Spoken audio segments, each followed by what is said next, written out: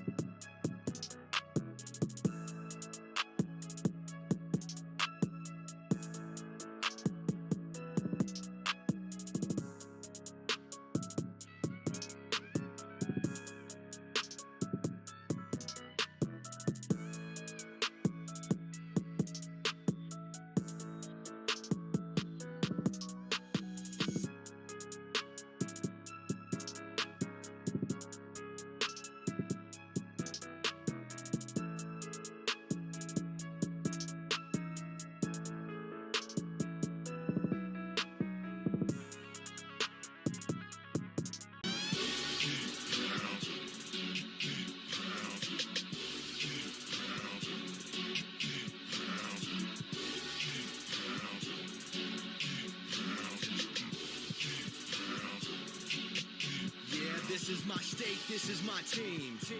You know what that means. This is for the black and blue that I bleed. This is for the chance to bring home that ring. But everybody gonna doubt this. So far there ain't been another way around it. We bring heat to the game each week. They just say we ain't got what it takes, we ain't bout it. Well, y'all can just keep saying that we ain't gonna make it. But at the end of the day, this will be the Panthers nation. You know, this ain't a game to us major players at every angle that you can think of. That's why you hate us. Get out the way of greatness. You can look at our faces and see the blood, sweat, and tears that it took to create this. Yeah, I know what you're thinking, but you can save it. Cause even on the darkest of days, you know we're always gonna find a way to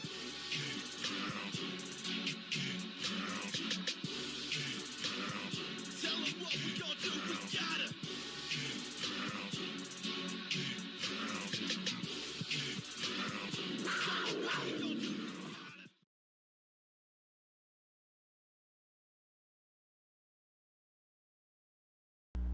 All right. Another edition What is of going Friday on, y'all? Free for all, man. An action. I apologize, that was not supposed to be playing. So, there we go. What's up, guys? How we doing today? How y'all feeling? Mad, sad, upset? Relieved? I mean, we all just felt the roller coaster of emotions today. That's real talk. We all just felt every bit of it. And I'm going to get into it in a second. But before we do, hit that like button, hit that sub button, hit that bell, select all, leave a comment down below if you feel like doing so. If you like the content, if you like the channel, if you like the live streams, please. Before that, it's just a bunch of circus fluff. You know, it's just a bunch of circus nonsense that's always on Twitter, and people are just throwing out fake reports left and right just to troll you. Just because they can. You know, but if you get it from Ian Rappaport, you're usually going to get it right. And this is a very tense situation. It was from the very beginning. And you know, this is my thoughts on Watson. I legit thought that he could bring a whole mindset and culture change that we were looking for, because he brings leadership qualities, number one, skill set, number two, that we need, a whole different playbook that he should be in full control of, 3, and a great personality on camera, in the press room, and in the locker room, which gives us good publicity.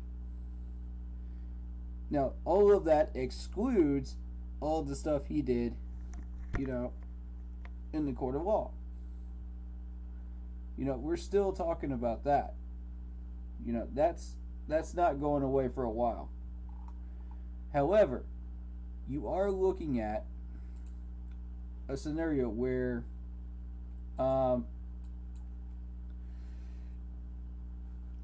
he will probably get suspended no matter where he goes. Doesn't matter where he goes because of the league policies. You can't escape that. Even if he doesn't face criminal charges. Which is fine. I knew the man was innocent. I had that gut feeling because most of the people that come out of Dabo Swinney's camp in Clemson are really good human beings and good, kind individuals that would not do stupid things. There's a lot of gold diggers out there that are trying to get celebrities, athletes, musicians money. It's a thing, folks. It's a thing. You got to watch out for it if you're a famous celebrity. And it sucks. I hate it, but it sucks. But we're here now. You know what I mean? And, you know, the truth will come out. One way or another, the truth will come out. And while a lot of people don't like the fact that he pleaded the fifth on a lot of those questions, you know, he had no incriminating evidence.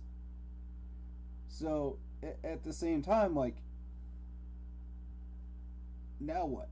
You know what I mean? They couldn't get him on anything. So, enter the last 3 days, we had trade talks, and all of you know what it took to get him, because Houston was very, very strict on what they wanted for him, you know, and we met all of those needs. Houston approved of our trade proposal. All we had to do was not screw up the money part of it. Now, this is where it gets interesting. For those of you that don't know, today, Adam Schefter put out a tweet saying that his deal with the Browns was $230 million for 5 years. Folks, that's a lot of money. For someone that does not have a ring, number one, has the potential to get a ring if it's built, the team is built correctly around him. But this man is getting paid more than Aaron Rodgers up in Green Bay. And he doesn't even have a ring. Aaron Rodgers has a ring. I mean, where do you go from here? Now that the Browns have him, I mean, the next logical step in the process, and I'm going to tell you what that is. We need to start looking at Matt Ryan, and I know a lot of Panthers fans are not going to like that, because a lot of y'all are diehard Panthers fans, and screw the Falcons, screw the Saints, you know, screw the Bucs type deal. But if Matt Ryan becomes available for trade, he is our best hope of winning a ring and getting Lombardi to Carolina Panthers. I know y'all don't want to hear that. I know y'all don't. But don't throw this idea out the window. Please don't. Because Matt Ryan has been putting up consistent numbers every single year. The fact that Atlanta has not won a championship is not Matt Ryan's fault. He's the last one they should blame. They have not protected him. They have not given him a defense in Atlanta to work with, you know, on the other side of the ball. So, you know, the fact that they have not won a championship thus far, Arthur Blank may be willing to part ways with Matt Ryan. Now, we got two options. We could, one, try to make an offer if that happens and try to get him for cheaper, much cheaper than Watson. I can guarantee you that. We wouldn't be giving up the house, because this is going to be an under the radar type of trade. No one's going to notice it. Because, why? Matt Ryan hasn't done anything. with the Falcons. Except for that one year in 2016 when he went to the Super Bowl. Otherwise, nobody's really talking about him. Because he doesn't have anything around him. Because the Falcons refuse to put pieces around him.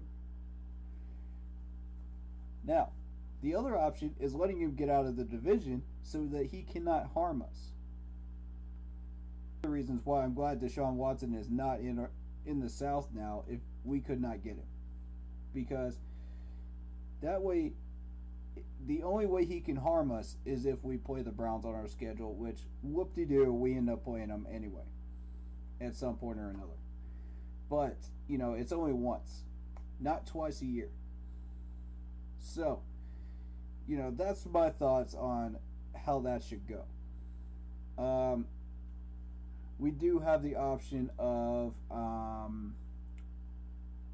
Baker Mayfield. Now, I don't know what the Browns would offer for Baker Mayfield, number one. And number two, I don't know that he is the right fit for what we're trying to do. I mean, it's best choice scenario, again. But I don't like the fact that we have to reach for straws like we did with Sam Darnold the last time. If we have to keep trading for quarterbacks in the league, we might as well just draft one. That's what I'm thinking right now. Why waste the picks and the time and just draft a quarterback in 23 once we rebuilt the line? That's my opinion on it. A lot of people have different opinions on this and different ideas of how we should get this done, and I respect that. And for a good many of you, I respectfully disagree with your opinions because I have my way that I think it should get done. But again, none of us are in charge. So, at the end of the day, he runs this team and what we do. Now, as far as the $35 million guaranteed for the third and fourth year that was declined, I don't know who declined it in our Panthers management. My thought is probably Scott Fitterer because he's in control of the money and the trading, but that's just my take on it. I don't think that Tepper was tampering with that mess. I think he just wanted Watson here at any rate that he could get him here. So, my thought is I really do believe it's Scott that turned that down. Because that's a lot of money. $230 million for a 5-year contract? Are you kidding me? No. Not for Watson. And someone brought up the point that Tom Brady wasn't getting paid that much. Here's the thought process on Tom Brady. Tom Brady has been taking pay cuts for years for the Patriots and for the Bucks so that he could allow the coaches to put pieces around him.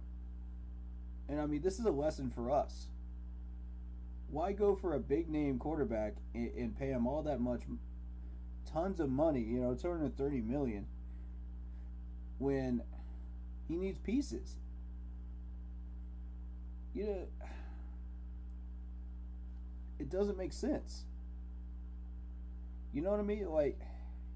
You're not going to go anywhere until you start putting pieces around that quarterback. Rebuilding the line, rebuilding your wide receiver core, what have you, that you need, to move forward and make a push. And that's regardless of what division it is. So, end of the day, I don't know that that's the best choice for a franchise going forward. And I know a lot of people are just like gung-ho about, oh, let's get a quarterback in the NFL. But they don't realize how much these guys are getting paid, number one. Number two, what it takes to get them now. Because if you look at the Lions blockbuster trade, that's what it takes to get these quarterbacks now. I don't like it. But here we are, you know? And it takes that as an offer just to start things out now. And that's not cool. You know,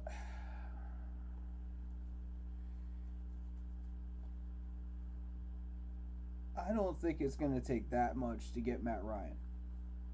I really don't. Same with Gardner Minshew. I think Matt Ryan, it would take a good chunk, but not more than we're willing to offer. You know, if we're willing to offer that much for Deshaun Watson, then we could surely handle Matt Ryan and whatever demands the Falcons would want for him, or the Eagles. Now, I'm going to add an interesting twist to this, because if y'all remember, and if y'all have been watching my streams before, you already know about the Eagles trade proposal that I threw out there. I'm going to add to it today. Here's what I'm going to do. The Eagles would give up the 15th or 16th pick. I prefer the 16th. If you want to do the 15th, that's fine, because it gives us one more pick closer to getting a better lineman. But then you would give up, if you're the Eagles, also the second round pick, which is number 51, for our number 6. That was the original deal. Now here's the addition. Gardner Minshew for 2 players. Now, before y'all get too excited about this, wait till y'all hear who I'm going to throw in. CJ and Ian Thomas. Now, there's a reason I specifically chose those two. Those two were originally in my trade proposal for Houston for their 3rd round pick. Now, because we lost Morgan Fox, because they decided to cut AJ and Morgan Fox, that severely limits what we can do as far as a trade for a 3rd round pick. Now, that worked before they cut those two. Now it doesn't. So what you're going to do is you're going to throw in CJ and you're going to throw in Ian Thomas for Gardner Minshew. Because I believe Gardner Minshew is worth probably a 4th or 5th round pick. Doing anything much with him. Therefore, it's a good deal. You know. Now, the question for me is, do they want a corner in Philadelphia? Do they need one? Because if they do, CJ is a good fit. I really wish they hadn't cut AJ, because that really, really shuts down any type of trade talks right there. That's just giving up value to another team without getting anything back. And what did I say about that, guys? Come on. Don't do that anymore. Like, this is getting ridiculous. And I know y'all secretly were paying attention when the Bills snuck in that interest for CMC.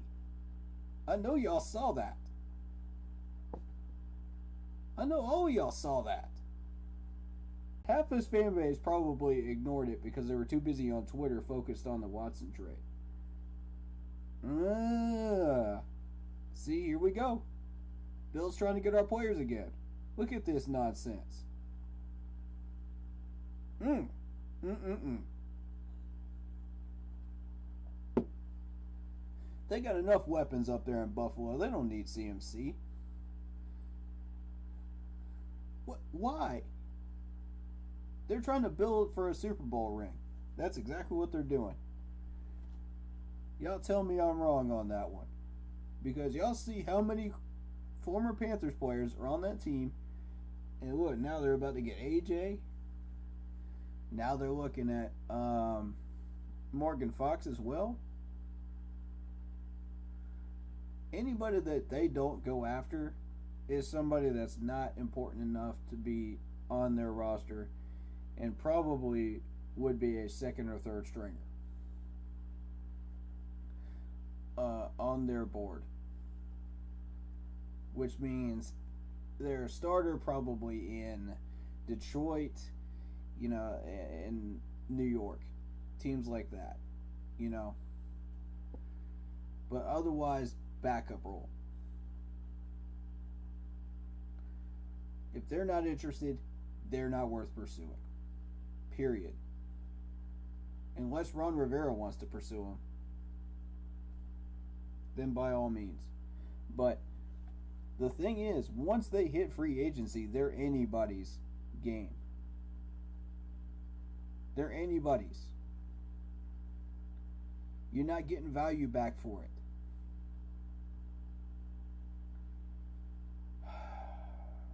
Alright, so that being said, we discussed all that. Now I want to discuss the signings and the extensions. Because now we're to a point where a lot of things have happened in the last 2 days, and the focus has now become, what are we looking for in free agency?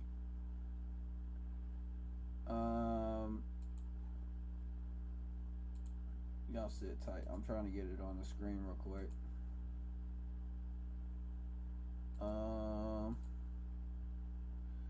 There we go.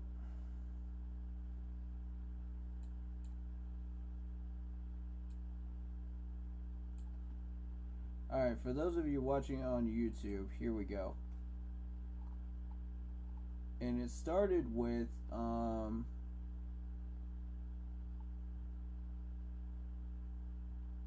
Zane Gonzalez, the kicker. I'm happy with that. We just talked about AJ Boye getting cut. We'll talk about Sean Chandler in a second, because I want to get on. I want to speak on that for about 10 minutes. I got a little powwow about that one right there, which y'all already know about if you've been on this stream for long enough. You already know what's coming. You already know a rant is on the way on that. But let's talk about the positives right now. Marquise Haynes Sr., I like that one. I like the Brandon Zylstra one, re-signing. Very good. Morgan Fox, like I said, that cost us a possible trade for a third rounder with Houston, but that's okay. Because that's when the whole Watson trade started, is right when Morgan Fox got cut. Right around that time.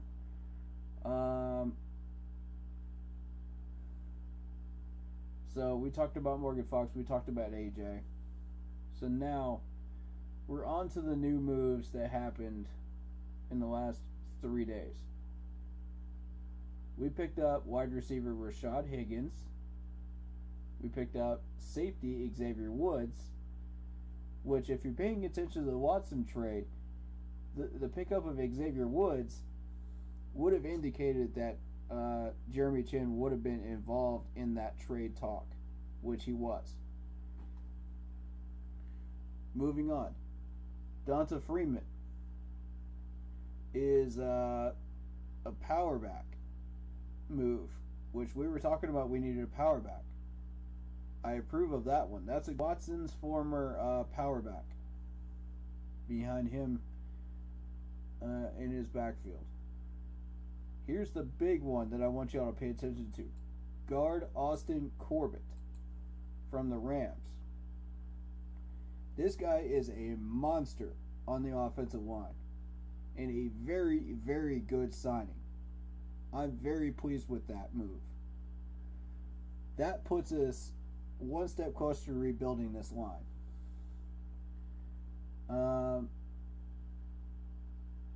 Likewise, we got a center today, and I don't think they put it on the transactions page yet.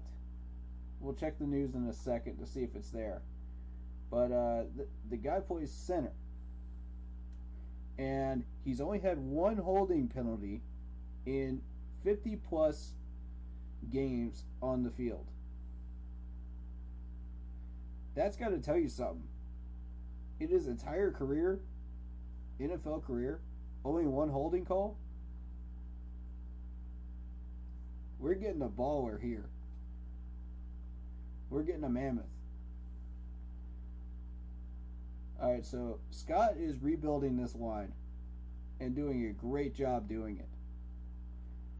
Now, let's look at the defense. We got Damian Wilson, the linebacker, formerly with the Redskins. This guy's a baller as well.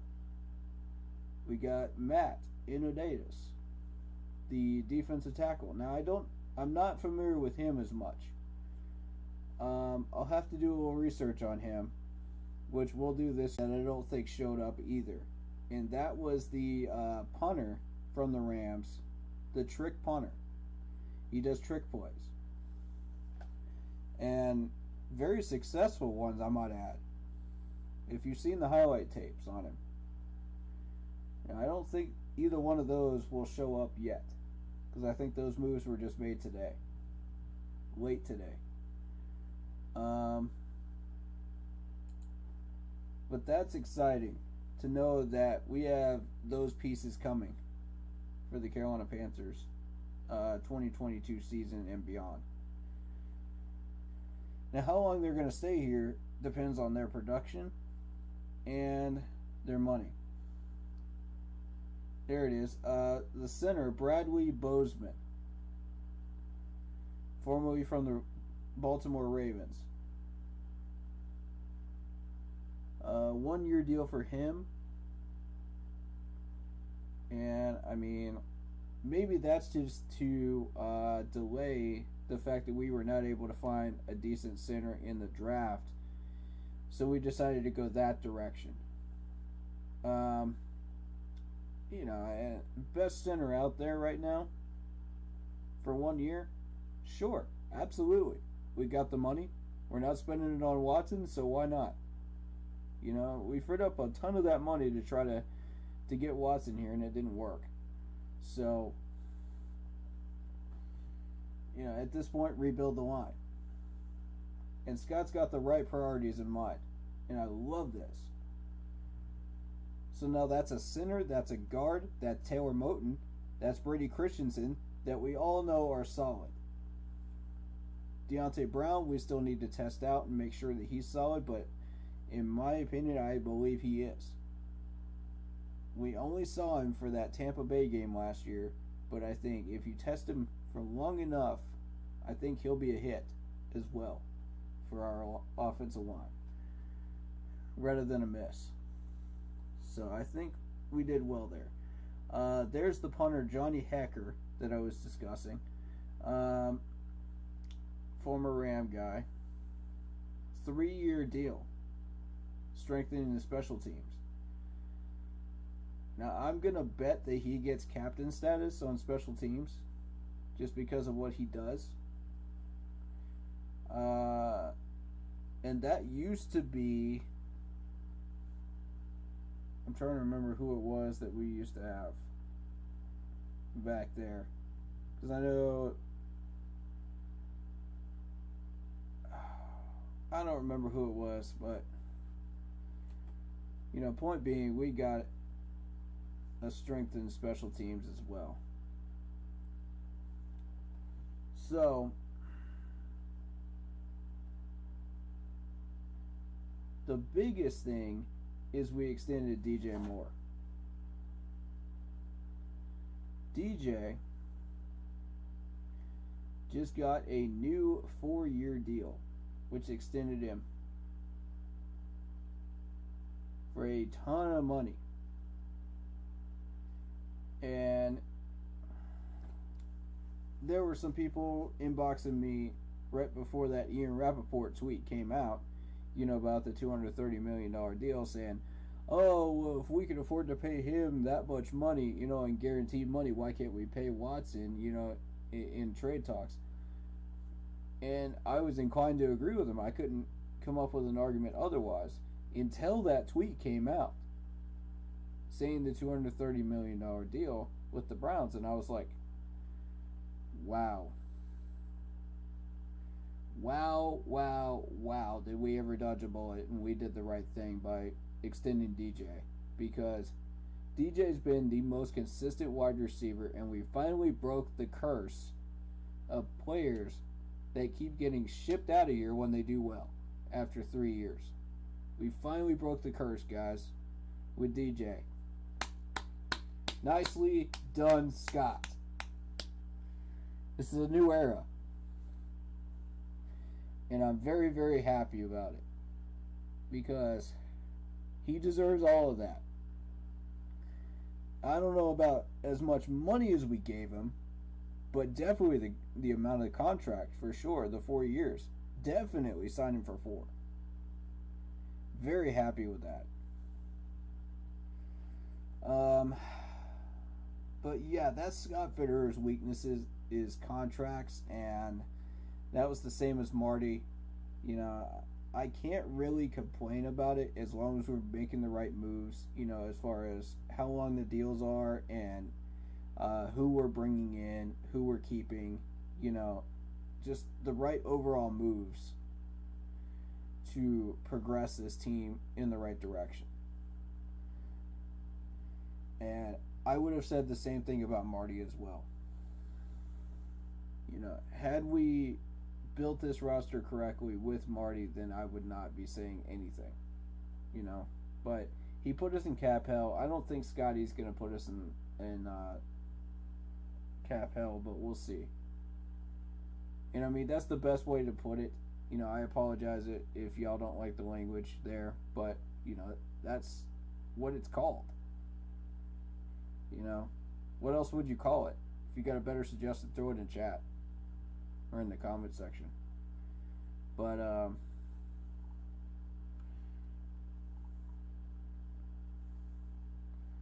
yeah, I like this Austin Corbett one right here. This is the big one that we should focus on, because that strengthens our line big time. We restructured Robbie Anderson's contract to about $11 million.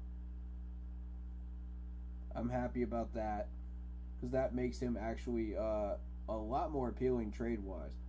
No one's going to pay that $15 million, that he was originally contracted for, before they restructured. Nobody wanted to do that.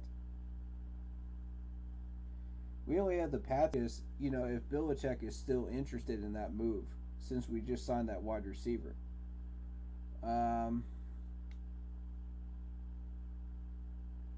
He said a second. Correct me if I'm wrong on that one. That we could trade him for a second.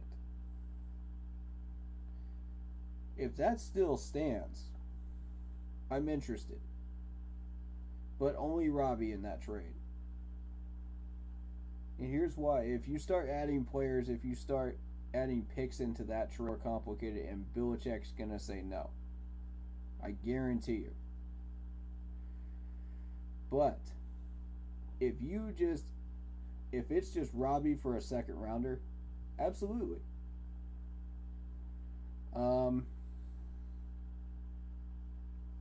I really do believe this Eagles trade needs to happen.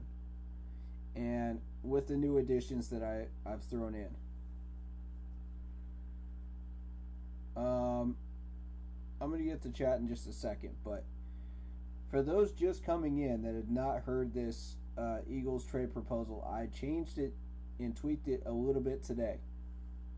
Originally, it was a number 6 pick and for a number 15 or 16 and the number 51, second rounder. What I'm adding to it is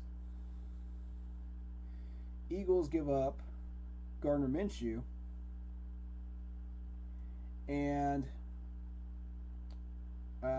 we give them CJ and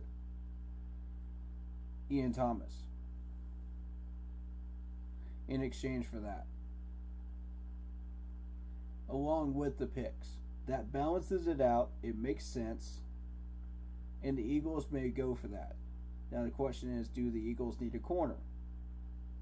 That's the big magical question, because that's going to be whether that part of the trade goes through or not, or whether it's just picks. But that's my suggestion right now. Let me know what y'all think about that. Sound off on that. Because I really do think that's... Because before, with just the picks, it didn't seem like it was balanced enough.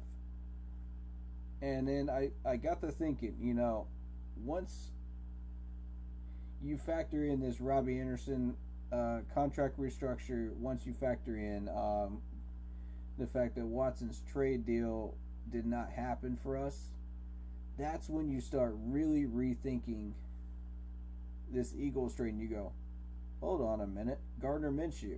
You know what I mean? But do we really want Gardner Minshew, though? Do we want him? With Baker Mayfield out there, with the Falcons possibly wanting to trade Matt Ryan? I lean towards Matt Ryan. I don't know about y'all. I want a dart thrower.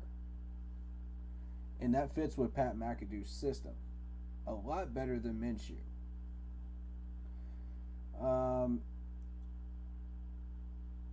Matt Rule says, oh, I want Minshew. I don't care what Matt Rule says.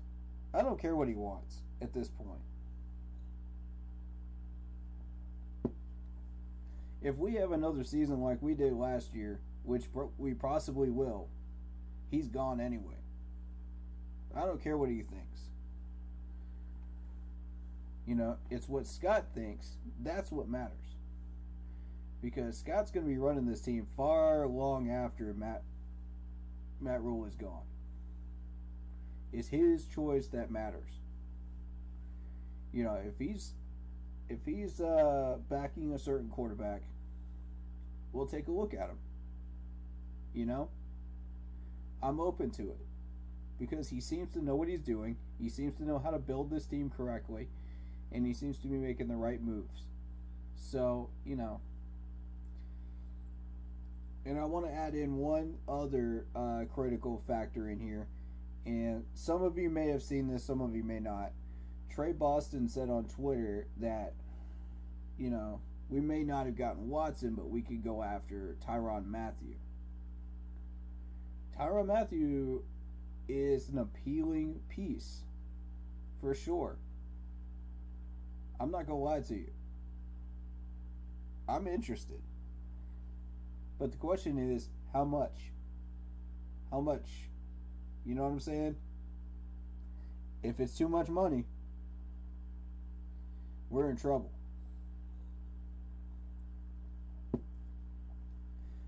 However, if we can get him for an appealing price and we can get him for like 2 years maybe, I'm 100% greenlighting that. Absolutely.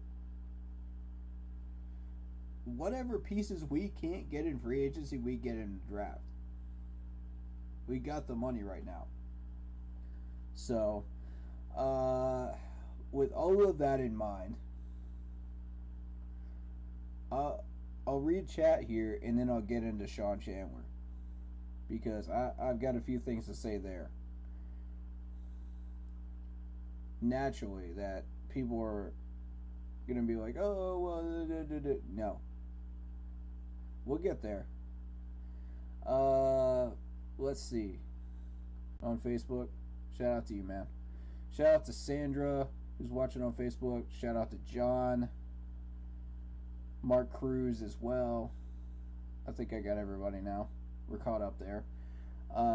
Shout out to Vietnam and David Screws in YouTube chat. Let's get into these chat conversations here.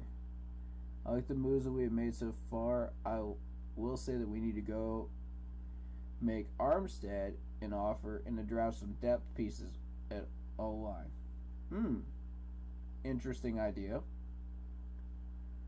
They did rebuild the line faster than I thought possible.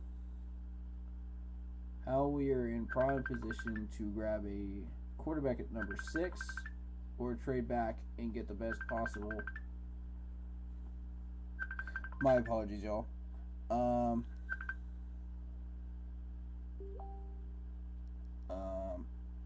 Let me just send a message here in just a second. There's a situation going on with him.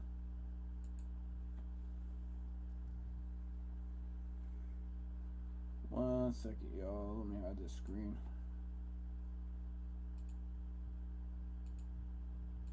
That's not. There we go. Well, I take care of this real quick. And I'll keep reading while I'm doing that.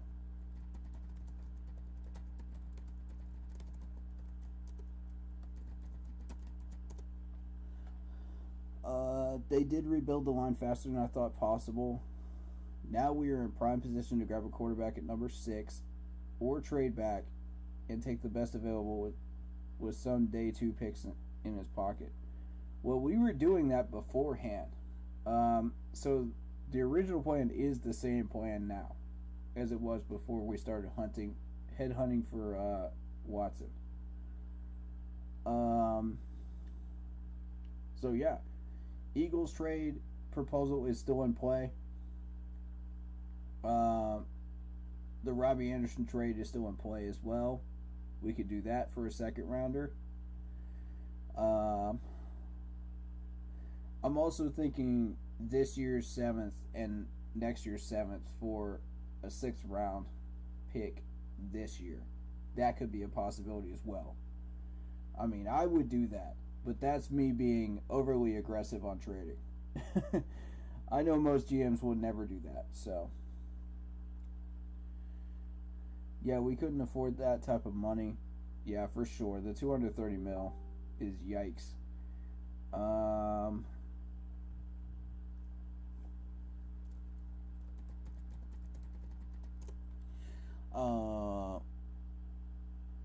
Scotty is building us a winner. Now can Rule coach the influx of talent? No, he cannot. Matt Rule is not a good coach, ladies and gentlemen. We've all figured that out now. He's still lying to us. It's not a secret anymore. We've exposed the skeleton in the closet now. So, it is what it is. Very emotional day. Was upset with the Panthers for letting Deshaun walk. Then found out they wanted $230 million. Insanity. Yeah, that's exactly what it is. It's insanity. I love what the Panthers are doing in this free agency and the direction. Me too. Just want Matt Rule out of here badly. Yes, sir. Please don't sign Gardner Minshew. There's a lot of talk of fans wanting Armstead. So, talk to me about Armstead. Sell me on this dude. Because you're the second person in this chat so far that said Armstead. I'm interested, but I don't know enough about him. But here's Minshew's numbers in case you guys were wondering. I'm going to put that on chat, on stream real quick. Boom, boom. There it is. so y'all could see that. You know, as you can see, not real inspiring, but I will say I do like the 68% completion percentage last year. Even though he didn't get many yards and didn't get much playing time. However, those first 2 years with the Jags, you know, you're looking at 21 first downs in his first year, 16 in the second year, with only 6 interceptions in the first year, 5 in the second. So, the problem with the Jaguars is they did not protect him. So, obviously, those sack numbers are looking real high right there. 33 sacks in 2019, 27 sacks in 2020. And due to the lack of him being out there last year, it's only 5 sacks. So, you know, I'm just going over his numbers. I'm not saying we should go after him. I'm just going over his numbers.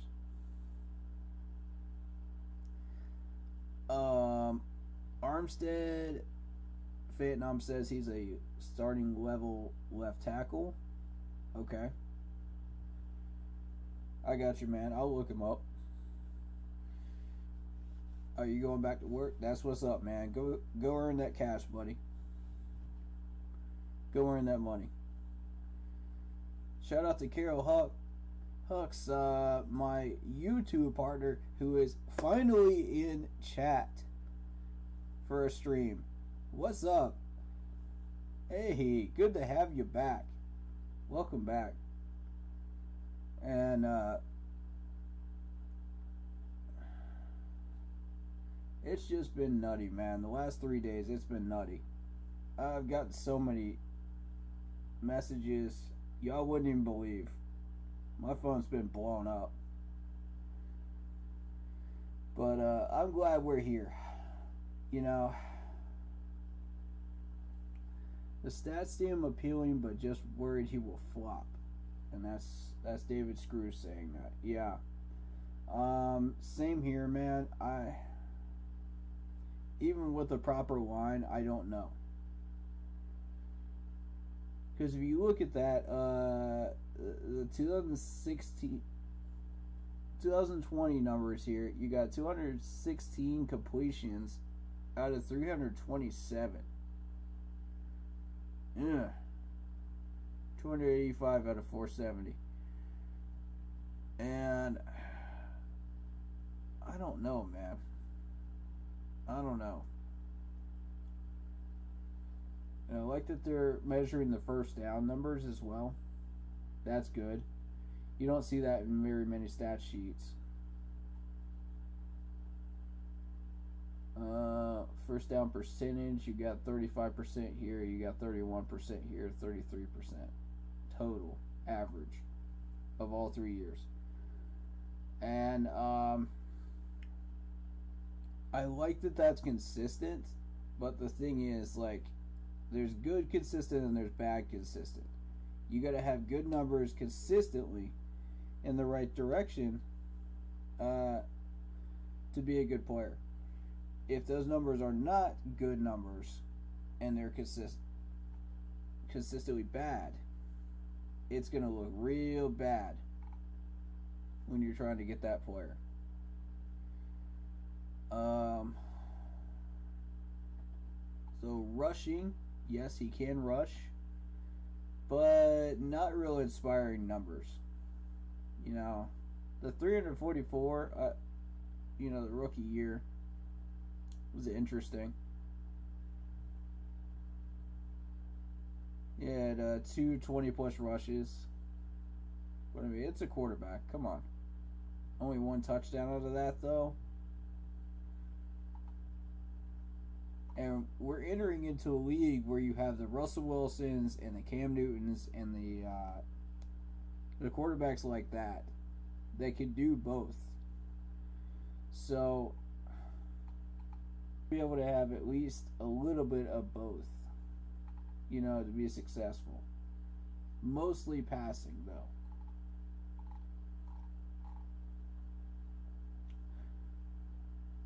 Gardner's a goofball, though. He looks like a goofball. He looks like he would be really fun to be in a room with.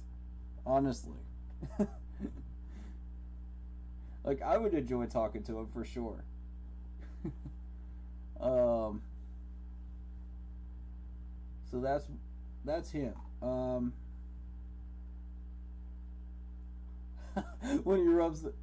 When he scores a touchdown, he's gonna rub that mustache. I can see it, man. I can definitely see it. He's got a little flavor saver there, man. I feel that. I'm with that, bro. Hey. Alright, so I want to look at... Let me look at the Eagles depth chart. ESPN.com. The reason I want ESPN is because that's the last recorded depth chart that's out there. Because most of these major teams have taken down their depth charts and stuff. So there's the update on the NCAA tournament, by the way. And my hometown is hosting part of that. So,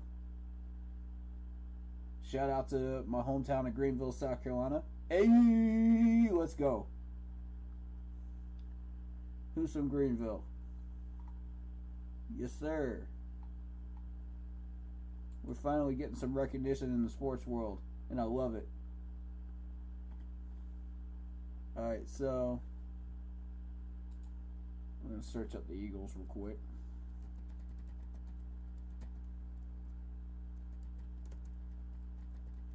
And I know I spelled that wrong. Oh, they signed Anthony Harris. Oh. That's interesting. Okay. 1 year deal, $4 million. I mean, I assume that's what most of these safeties are going for these days that are that good.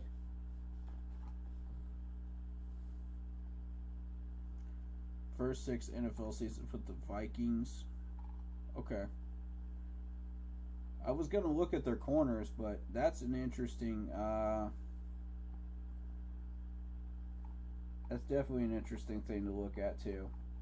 Because that involves their secondary. So I'm glad that popped up. Let's see. Yeah, see, because you got Jalen Hurts, you got Gardner, which they're not really doing much with. He may be worth a 4th or a 5th at this point to trade him. You know, so we're not going to be asking for that much. Now, corners. Let's see. Darius Slay. There's Hassan Reddick. They signed him. Zach McPherson. Tay. Mac McCain. Okay. Avante Maddox. Isaiah Scott. Kerry Vincent Jr. I don't know much about their corners. I know that they gave us some trouble last year, but you know, let's be honest. Our offensive game plan sucked. We didn't really have any type of proper route running. So obviously most of these guys didn't get open. So how good are these corners really? You have to look at other teams that the Eagles played to be able to tell that. Now, I will say this. Darius Slay is a solid corner. He's a very solid corner. Zach McPherson is okay. I have paid attention to him in the past. I don't know anything about Maddox or Scott. That's the thing. So I would have to look at their numbers. But are they looking for a corner right now? That is a very good question. What are we looking at here?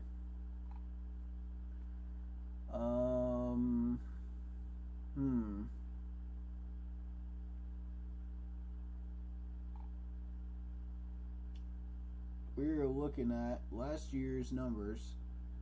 53 solo tackles out of 73. 2 forced fumbles, 1 interception, 9 pass deflections. Huh. Okay. 3 stuffs. Not bad.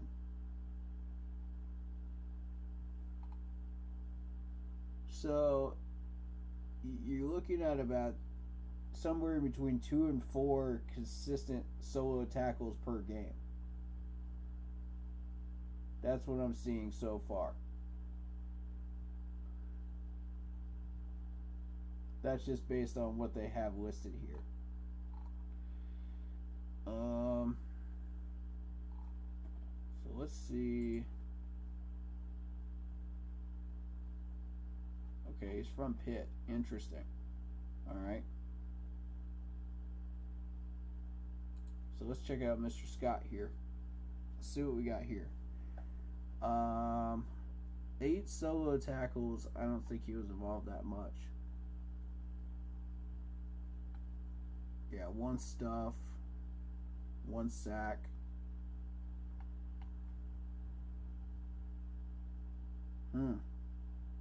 2 solo tackles a game. Not too bad.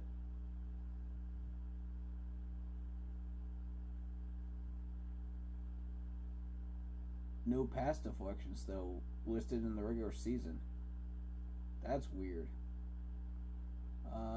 Career-wise, that's probably because he was a nickel corner.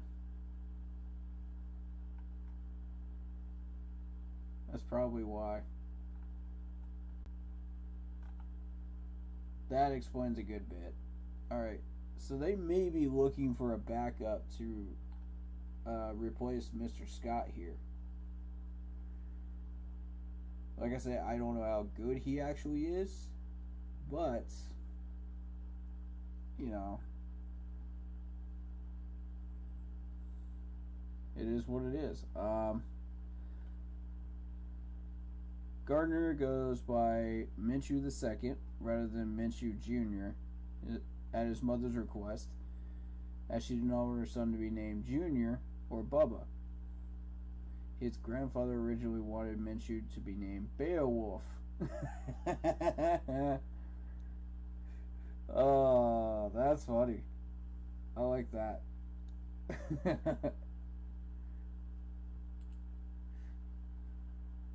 See, I like that, man.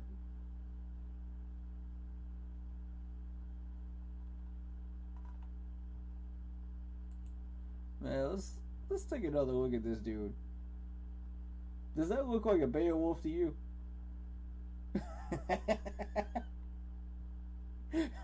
Yeah, a little bit, right? Oh, that's pretty good. I like that. He's a round 6 pick. That's something I didn't know. I've been following this dude's career. I didn't know he was around 6, though.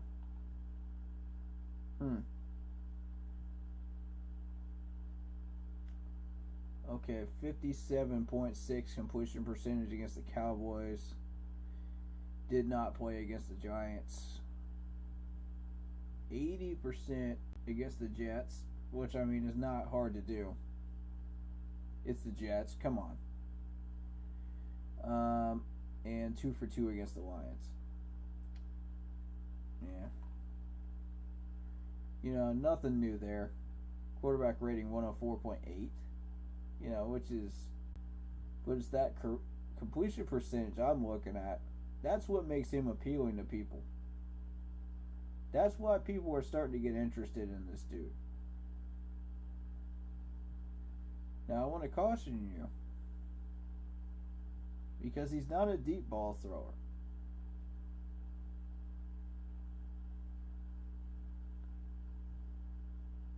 So if that's what everybody's looking for, you're looking in the wrong place.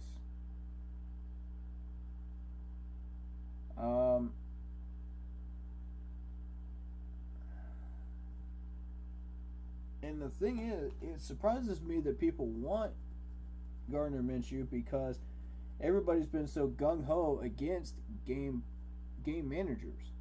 Yet here's another one. You know what I mean? Like, what are we doing here? Like, nobody can get on the same page as far as what we want. Management doesn't really have a plan, except for Scott. Scott's been commanding the ship from day one, as soon as he got in. But nobody else seems to have a plan. You know,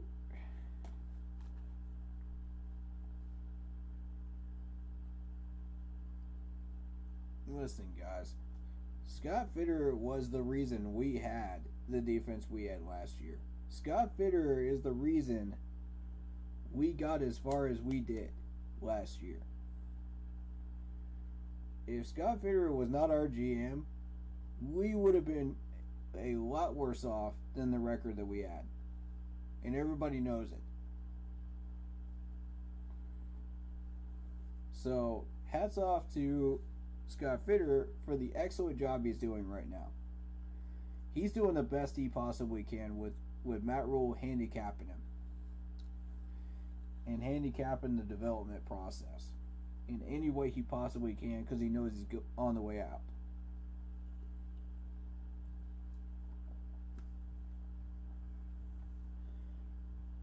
At this point, it's obvious what's going on. Completely obvious. So, I think, again, and I know a lot of people are not going to like this, if Matt Ryan goes on the trade market, we need to go after him. Make an offer. Yes, I know he's a Falcon. Yes, I know you guys hate the Falcons. Yes, he has destroyed us for years on end. But again, it's Matt Ryan. You can't really argue with that. Honestly.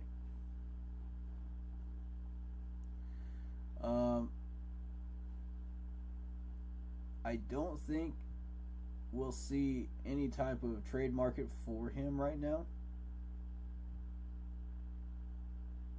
With all of this going on with Watson. Because I think the only way that the Falcons were open to going after... the only reason they were open to getting rid of Matt Ryan was because of Watson coming through the South. But at this point, I don't see it happening. I think he'll retire a Falcon. I don't think Baker Mayfield is enough for them to make an offer. Or to move him anywhere. That's not enough heat, you know what I mean? Stop it, commercials. We're not interested in that right now.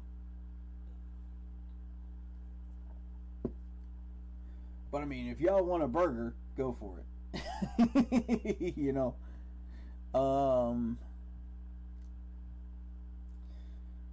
Now the real question now begins, where does Baker Mayfield end up? Shout out to Rashawn. What's up, man? On Facebook. Oh, you found that on Wikipedia. Nice. There you go. About him possibly being called Beowulf. But anyway, yeah, the real question is, where does Baker Mayfield end up? Well, let's look at him.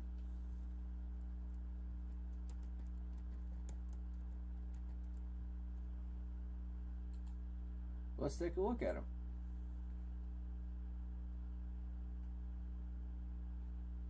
He threw for over 3,000 yards, 17 touchdowns last year, only 13 picks, and yikes, the quarterback rating of 35.1. Ouch. Plus, he has a questionable diagnosis right now.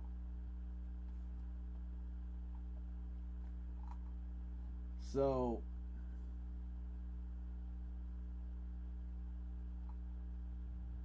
but the interesting thing is, down here, that's his actual quarterback rating. Okay. So it's 83.1 for last year. A little lower than you'd like it to be. Completion percentage 60.5 for last year. For the career, it's 61.6. Again, a little lower than where you would like it to be. However, you do have to like the career touchdown to interception ratio. It's pretty good. 92 to 56. But the regular season last year, 17 touchdowns, 13 picks. Not exactly what we're looking for. At this point,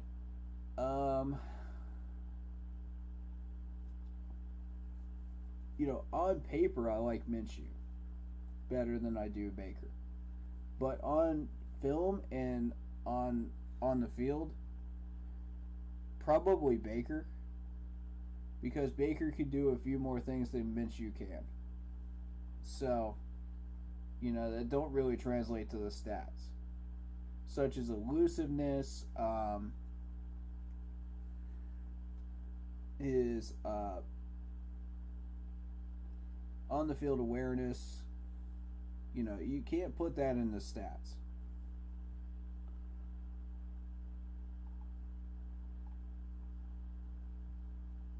You can talk about them, but you can't put them into stats. Now,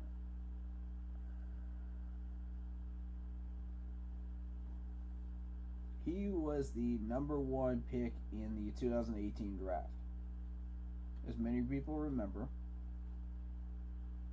6'1", 215.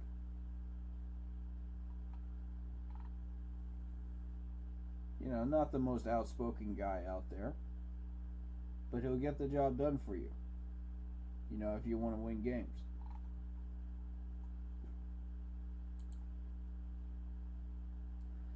The Cleveland Browns last year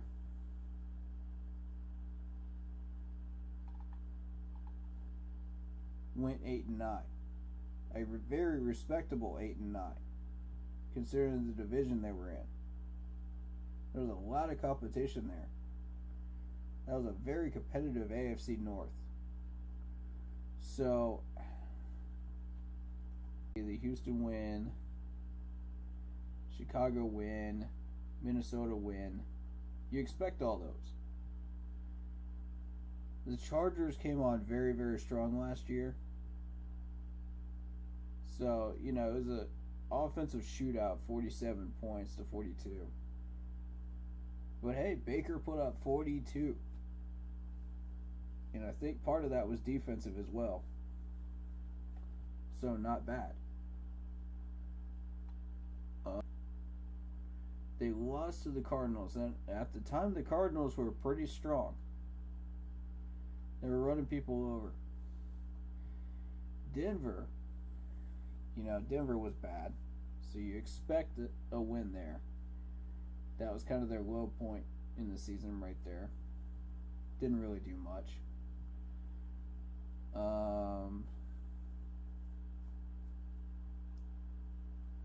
Pittsburgh, that was the loss that really cost them right there, is the Pittsburgh loss, because that was 15-10. If they had done just a bit more, but that Cincinnati win on that schedule looks real good for the Browns.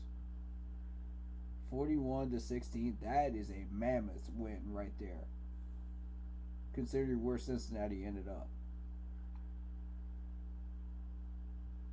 You got a big loss to Bill Belichick and the Patriots, expected.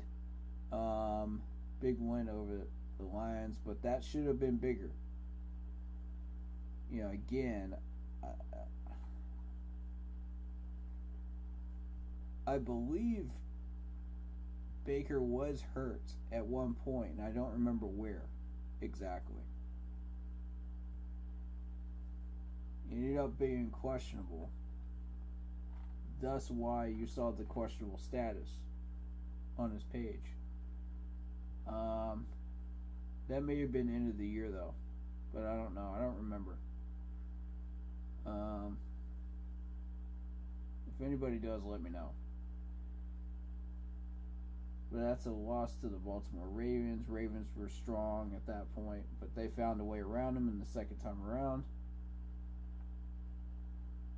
And that was a weird situation where they played the team back to back. You don't ever see that on an NFL schedule. It's very, very rare.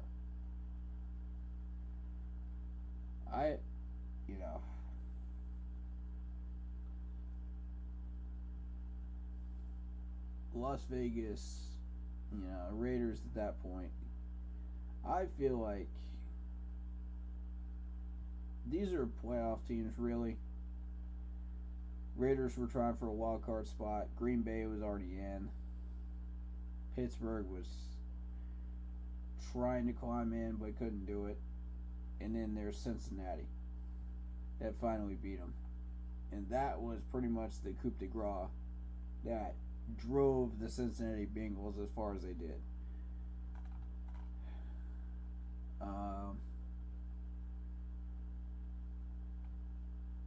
But as you can see, there's one tie there for Pittsburgh in that division. It was really competitive.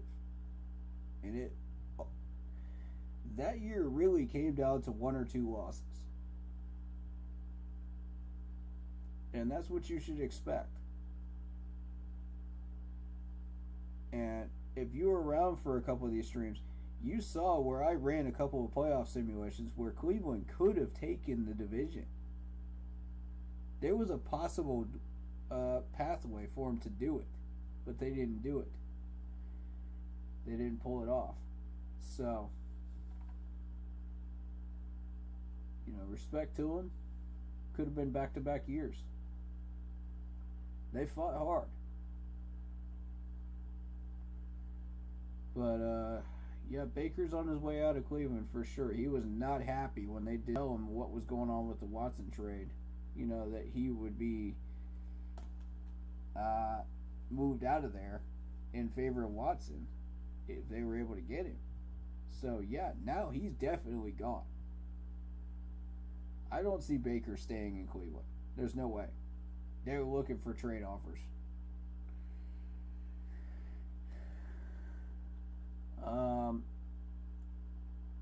The Saints are looking for a quarterback still. We're looking for a quarterback still.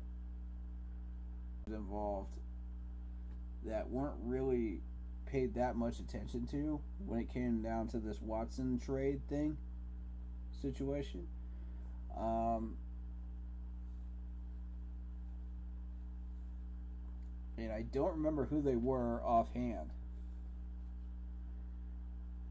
because they didn't really make them that public. They mentioned them at first, and then they didn't make them public after Watson was like, I've narrowed it down to these teams. But the ones that got narrowed out, those are the ones, pay attention to them. Because one of them's going to sneak in there and get Baker.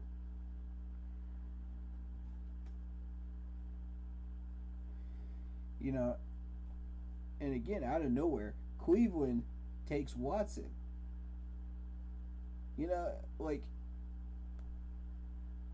It was interesting because I was reading through Deshaun Watson's comments on his Twitter, all the people that were commenting on his Twitter, and one of them said, Cleveland is my underdog pick to get Watson.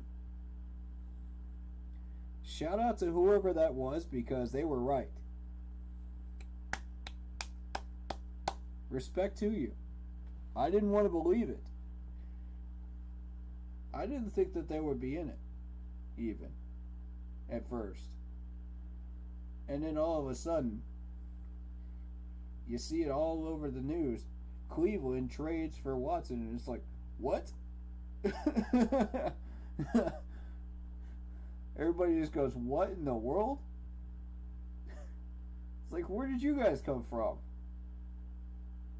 It's like everybody in the world 2 days ago was like, oh, it's down to the Saints and the Panthers and the Falcons. You know, and the Falcons were a late bloomer, you know, because everybody's just like, well, the Saints or Falcons were bluffing. You know what I mean? Saints can't financially swing it.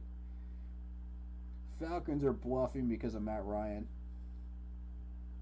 You know, so at that point it was ours to win, you know.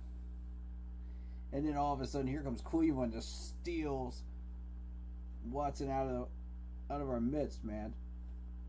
But you know what? I'm glad they did. Number one, it's too much money. Two, it's out of our division. So, best of luck to them. You don't want to spend that much money.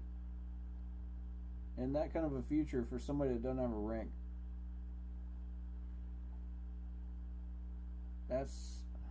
We were prepared to offer much more than the Browns were. Let me, we'll talk about that Russell Wilson turn down in a minute. But, yeah, here we go. 3 first-round picks, a third-rounder,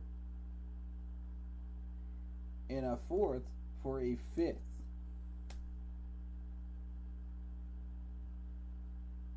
We were offering much more than that, and the Texans actually agreed to it. That's the sad part about this. The even more sad part about it is that he values money over winning. I'm disappointed with. But, alright, so let's get to this DJ Moore extension. $61 million for 3 years. It's too much. It's too much, guys.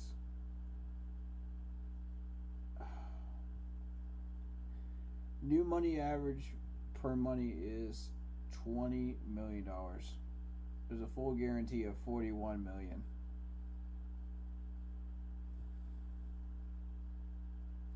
He is tied to Carolina for $4 and $73 million total. $73 million. Can y'all imagine what you would do with that amount of money?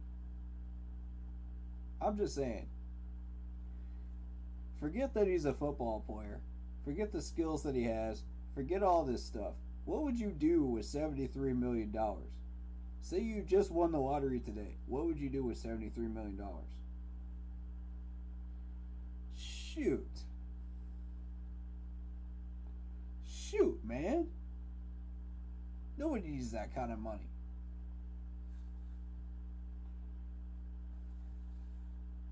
My goodness. That's some ridiculous stuff right there. Not even Aaron Rodgers was paid the amount that Watson was paid. And Watson's got a ring, guys. Watson's got a ring. That's the sad part.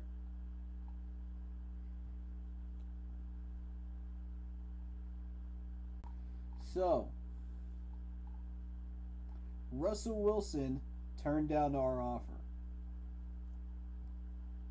And what was our offer? That's my question. What was our offer for this man? Because John Elway decided, oh, nope. We want this man in Denver. And he has had a history of great quarterbacks coming to Denver. Denver has had that full history of great quarterback history. Total. In their entire way of doing things. I don't know where I was going with that sentence. I apologize, y'all. It's been a wild 3 days. My mind's all twisted up and going 100 different directions here with all the moves today.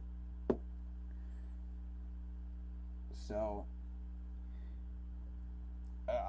I'll try to keep up with it.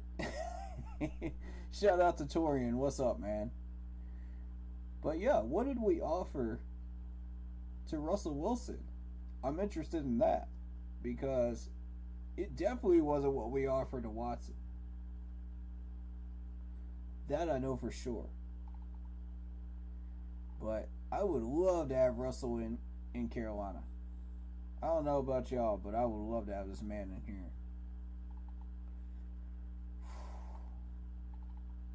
Shoot.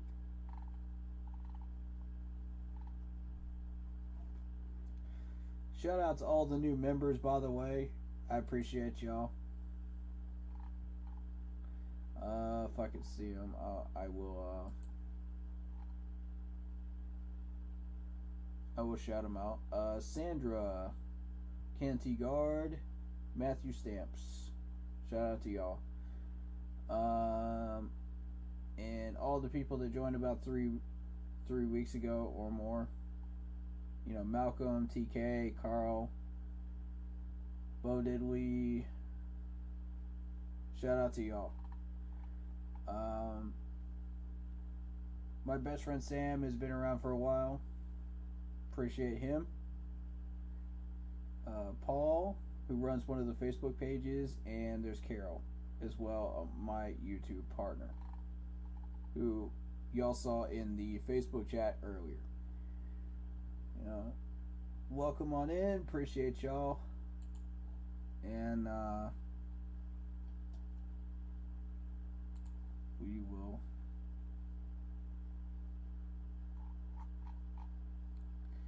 get into a couple of other topics here. Next one is Sean Chandler. Now, what in the world are we doing re-signing Sean Chandler?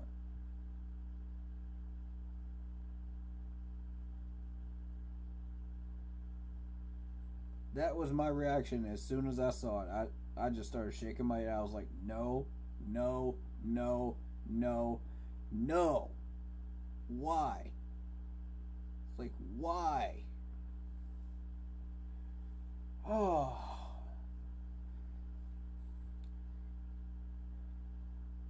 Okay, here's what I don't understand.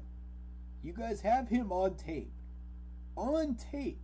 Screwing up and costing us 24 points in the last season, including the Vikings game. In overtime. You still want to resign this man. Like, make it make sense, man. I'm just trying to tell you, make it make sense. Like, sell me on this one because I'm lost as to why we think this is a good idea. I can't justify it.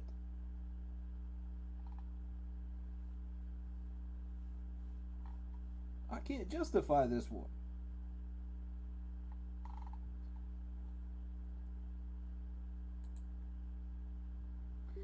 Let me see. Let me see if they got an article on here about this. We're gonna get to a couple of these new players in a minute, but I want to talk about Sean Chandler because I gotta get this rant out of here, man. I gotta get this rant out. Anyone that has been watching my streams for the past year knows I have been absolutely throwing the complete shade at Sean Chandler this year in every way possible. You know, on the field. And trying and giving him the most tough love out of all the Panthers this year. And you want to re-sign him to a 1-year deal.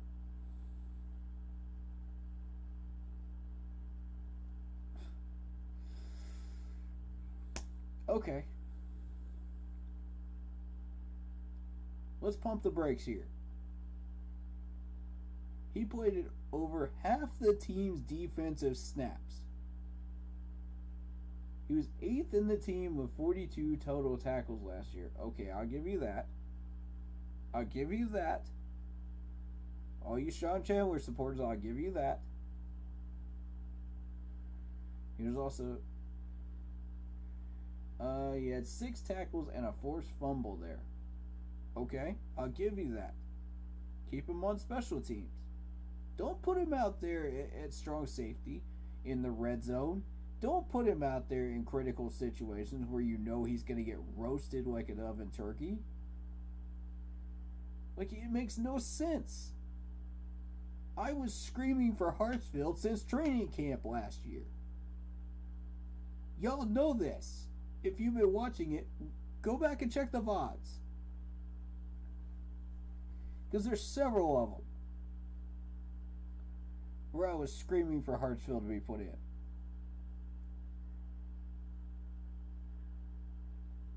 You know what I mean? I went on some absolute tirades about this too. I was way worse off stream than I was on stream. Trust me. For y'all that... But it was necessary. I had to vent. It made me so mad. I mean, I like the guy, don't get me wrong. Yeah, he's got a great backstory. You know, as a person. Yeah, his family was homeless. You know that sucks.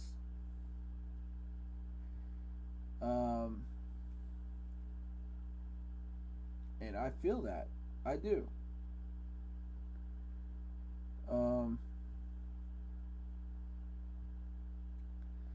But why are we signing Xavier Woods if we're just going to put Sean Chandler out there as a starter?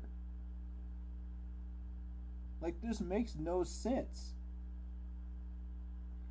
Plus, there's that rumor from Trey Boston that we might be going for somebody else too.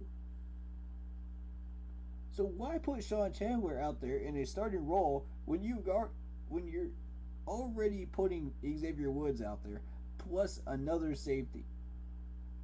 This makes no sense. Plus we have Burris. And I think Burris actually is going to be testing free agency, isn't he? Wasn't he on the list for free agency? I couldn't tell you, to be honest.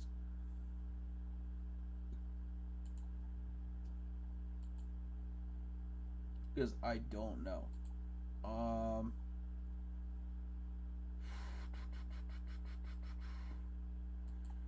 And there's LD, who's usually in our chats. My apologies for y'all seeing all the extra stuff that goes on behind the scenes there. What I was looking for was, oh, by the way, I've got the Combine stats up here too as well. If y'all want to know about a player that was in the Combine, let me know.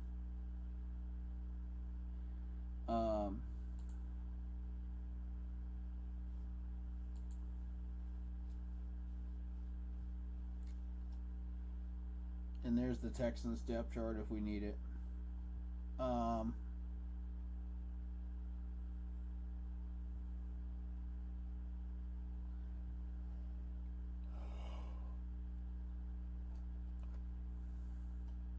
But I was thinking of Burris. Justin Burris.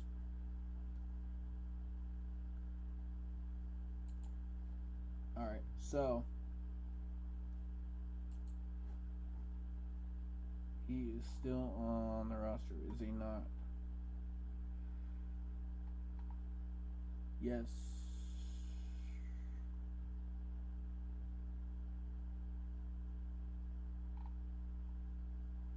He is not. Uh-oh.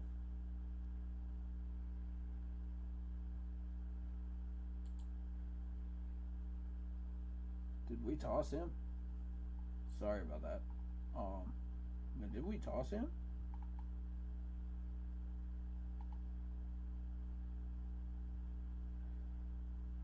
I'm also not thrilled with the amount of money that we gave Ian Thomas. So,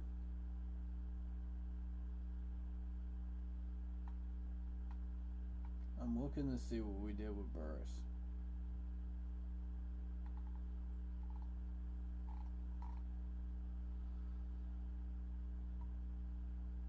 I don't know. Let's check out Rashad Higgins.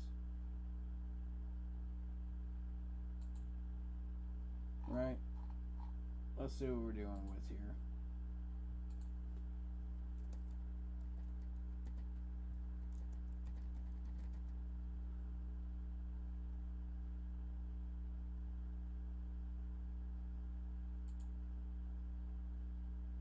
Okay, Rashard.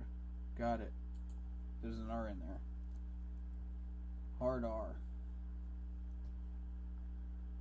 Shard. Alright, let's go. What do we got? 24 receptions for 47 targets last year, 275 yards, 1 touchdown. And his longest was 21.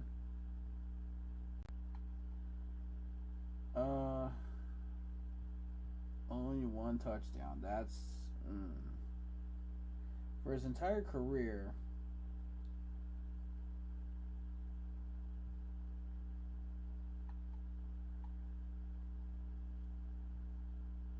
You're looking at 137 for 228, 1,890 yards, 12 touchdowns.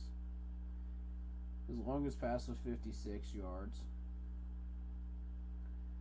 And a rushing attempt for 4 yards on a trick play. But he's fumbled the ball 5 times over a career. None last year, but he fumbled it 5 times total over his career. So, judging by his last 5 games, 1 for 5 against Pittsburgh, 5 for 6 against the Green Bay Packers, 3 for 5 against the Raiders, 1 for 5 against Detroit, which definitely does not look good, and 0 for 1 against New England. Now, against Green Bay's secondary, you're bound to look better than you actually are. Because Green Bay's secondary was real questionable around that time. 3 for 5 against the Raiders secondary. Pretty good.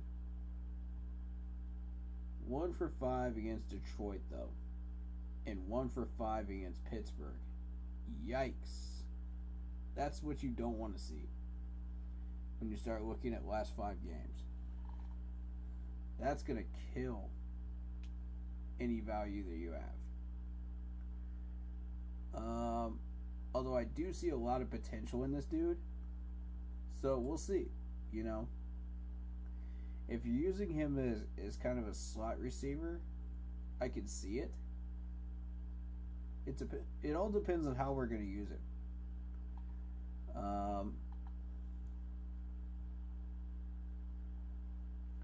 But he's been purely Cleveland Browns.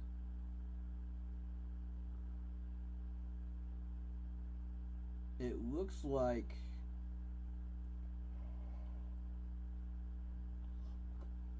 y'all, excuse my lack of sleep here, but you're looking at 4 touchdowns in 2018. You're looking at 4 touchdowns in 2020. There's your 2 fumbles there. There's your 2 fumbles there.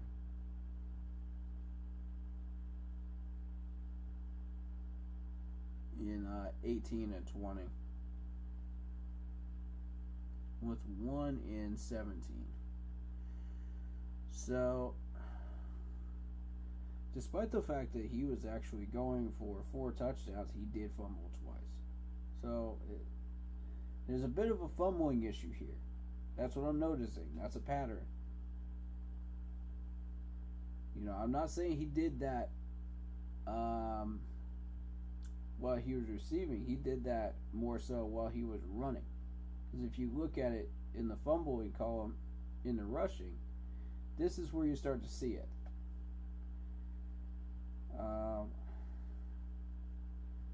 But as a receiver, I think we're golden. We don't have to worry about that. His average looks good. I'd like to see more touchdowns on the board, but I'm not complaining about that. The 137 for 228 receptions versus targets, that's where I start focusing. Because whether you're dealing with slot receivers, any type of receivers, that is a major focus. Can you catch the ball? If it's thrown to you. In some of those cases, yes, the defensive player was better. That does happen. A good chunk of that time. There's also times where the offense coordinator makes you run the wrong route. That happens. Because his playbook is terrible. We had that problem with our old offensive coordinator that we just got rid of, which we do not mention the name of on this stream anymore. But yes, that does happen as well.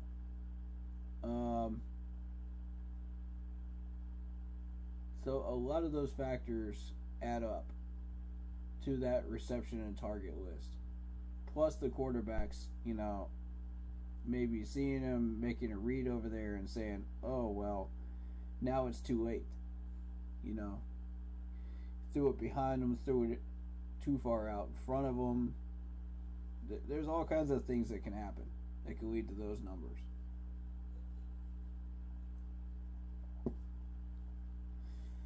So, don't just go by numbers on a stat sheet. Watch these guys on the field. Then you'll know the full picture,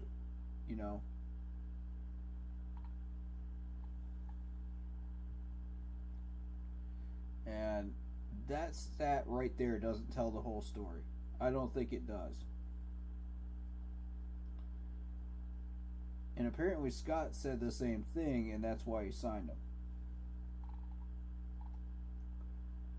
Now, I don't know what we're planning on doing with him. We could use him in a little bit of special teams.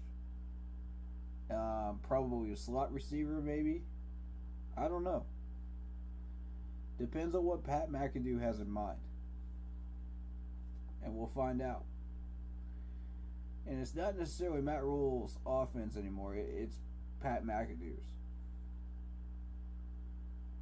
So, whatever Pat decides is where he wants these players put, that's where they're going to be put.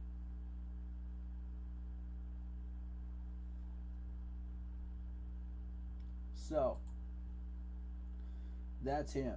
Now, I want to go over Xavier Woods. And if you were paying any attention to Xavier Woods, you know who this guy is already.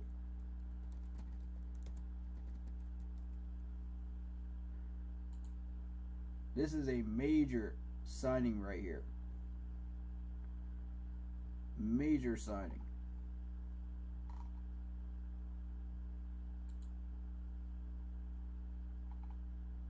Because guess where he came from?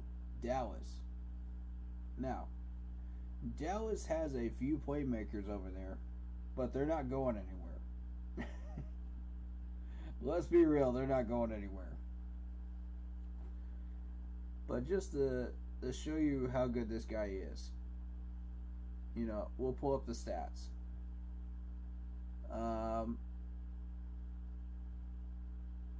So his most recent stats with the Vikings, played 17 total games, 72 total tackles out of 108.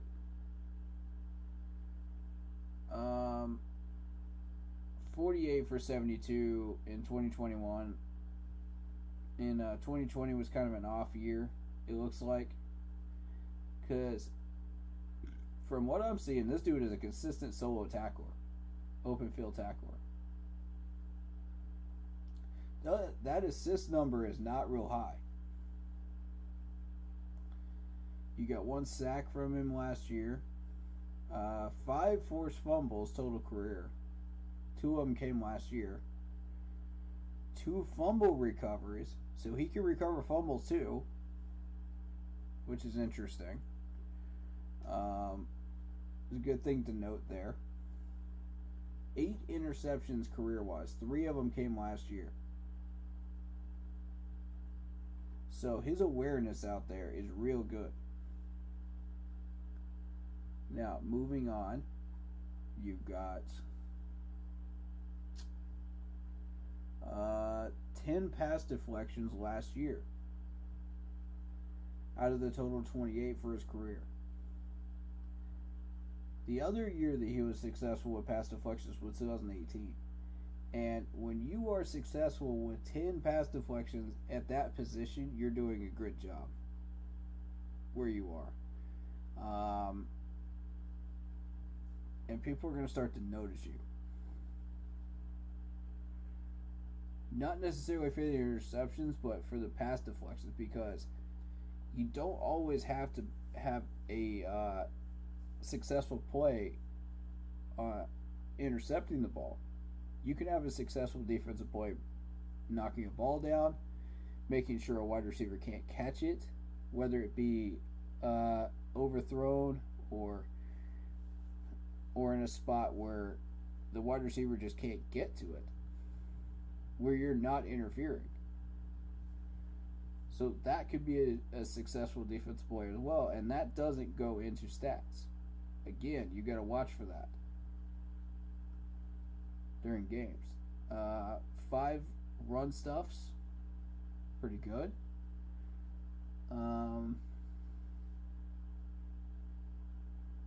Overall, I think his best year, if I had to say which year was his best year, I'd say it would be last year, with the 72 out of 108 total tackles there and 10 pass deflections. 3 picks, not bad. That's his highest interception ratio of his career. So, very impressive. The 2 forced fumbles matched his numbers from 19. So I think we got a solid guy here. I'm very pleased with this signing. Very happy indeed. I think we got a solid man. Time will tell, but I need to see him out on the field to know for sure. As far as coverage wise, but the rest of it seems to check. The rest of those boxes seem to check very, very well, so I'm pleased with that.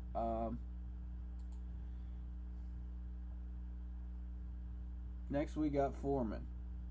Now, there aren't many stats for Foreman because he's a bull rusher at fullback. He's a power back. You're not going to find very many numbers there. You just have to watch him on the field and know that he's successful at what he does to know that this is a good signing. And for the most part, we were trying to get Watson, so I feel like this was a move to entice Watson to look at us and stay on his board. However, I still think it's a good signing anyway, regardless of whether we get Watson or not. At the end of that wild goose chase that was the last 3 days. But either way, you're getting a solid guy. We're getting a power back. So I think that's a win for us. Next is Damian Wilson. I'll get to Austin in a minute because I want to spend a little bit of time on Austin. and Matt Inidotis. Sorry.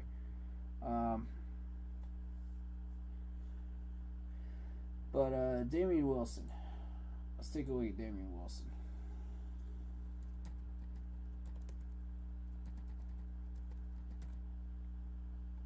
I probably spelled that incorrectly. Hold up. I'll just copy and paste. Screw it. It's been that kind of day. You know what I mean? I'm lazy. Let's go.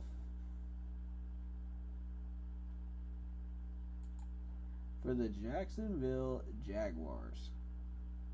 This was a curious signing for me.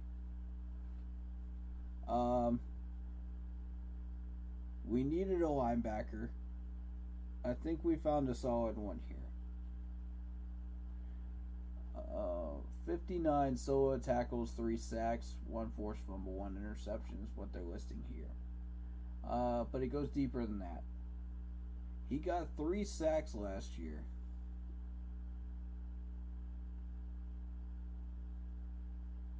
While not playing that much. You know, one full season.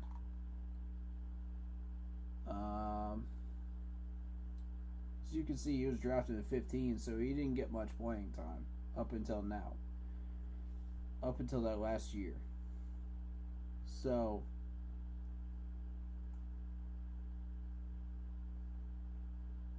he got maybe 3 seasons. That's about it. In that amount of time. Because they were trying to coach him up. 59 solo tackles, 47 assists out of 106 total tackles last year. That's not good. What that tells you is he's not really a solo tackler. He's more of a I need help type of tackler. Like I can latch onto these guys, but I can't get them down. I need help. And that's not...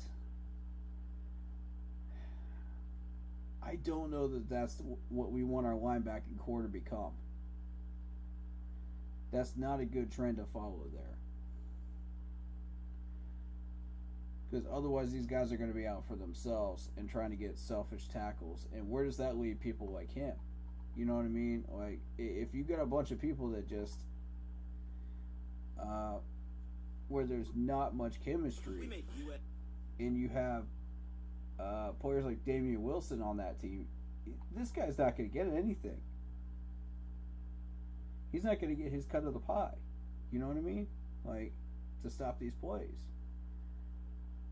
And it could slow down his career if he's in the wrong place. Now, luckily, he's in Carolina, so we have a bunch of players that actually help each other out. We have a system and we have a chemistry with our players. And that's always been the case since day one. Even as far back as the early Richardson days, you know, of the franchise. So, that's always been how we do things. And that's a good chunk of why we're as successful as we usually are on defense. Because we have that chemistry going on. Regardless of what players are on the field.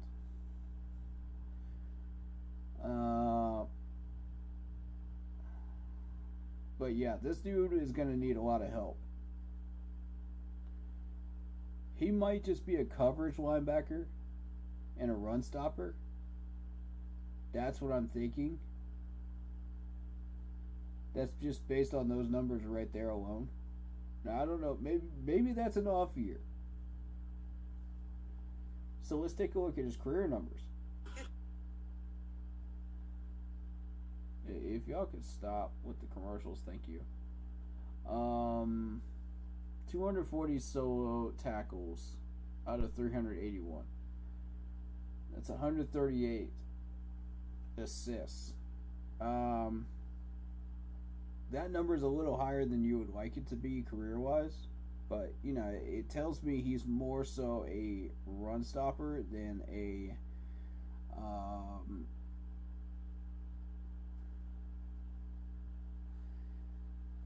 than maybe a pass protector. So, maybe he just is fairly good at coverage, and that's why we were looking at him. So this is one of those guys I'm not as familiar with, and that's why I'm checking him out.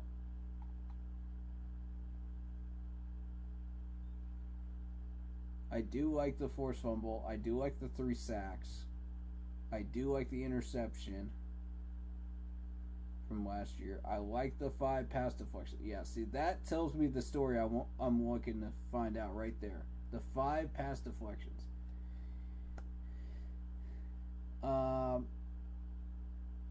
And that may have just been an off year as far as the 5 pass deflections, because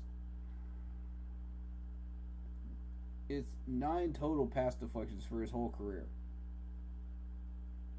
Now, I don't know how many seasons this envelops. I'm thinking 3. But I would have to see it for sure to know. So let's see all. Let's take a look. Oh. That's from... Okay, rookie year. We're not really looking at rookie year. Rookie year and second year, we're looking at how many tackles this man can make. Alone. 27 for 34.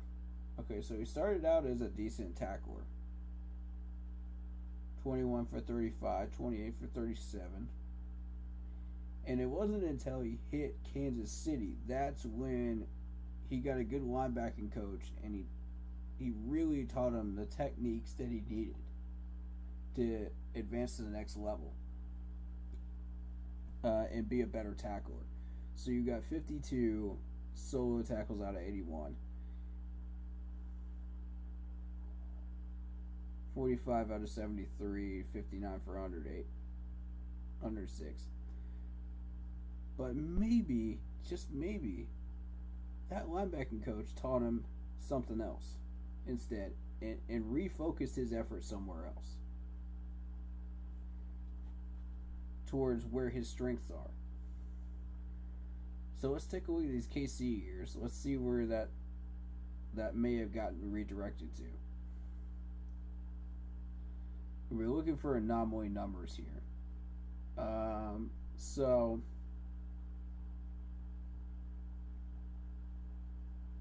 And the thing is, he's consistent on forced fumbles, 1 per year. That's not different.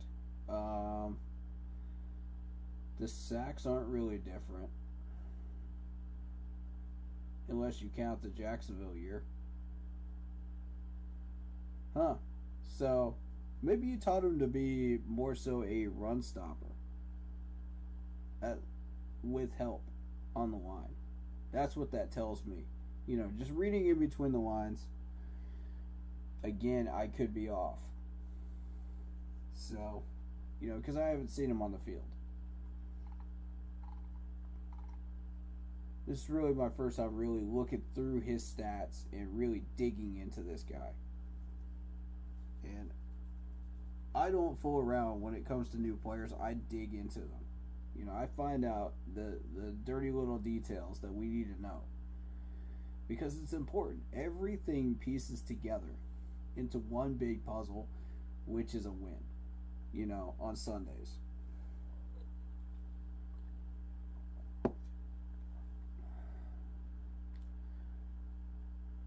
So, we'll see how he plays out.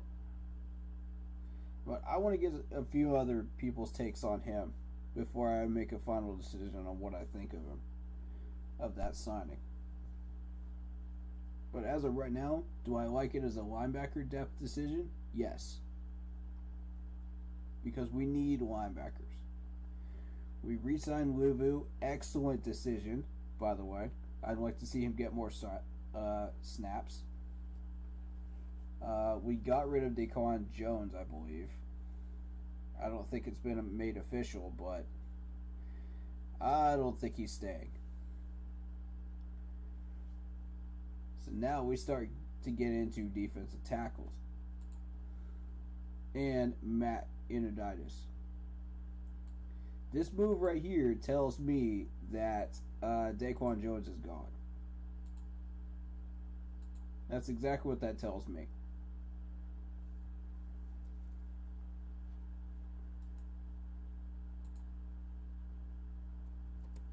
And I'll tell you why. If you look at the rushing defense in the second half of the year, not the first half, but the second half of the year, it was trash can level. I'm not going to lie to you. It was trash can level garbage. And that's why, like, nobody that was even remotely smart about football, even halfway, bought into that number 2 ranking of defense that we had.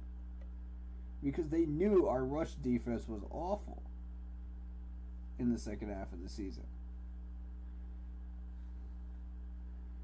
At first you start buying into it with the first 3 games because, you know, soft schedule. Yeah, that's the Jets. Come on. Nobody expected us to beat the Saints, but we did. And then you got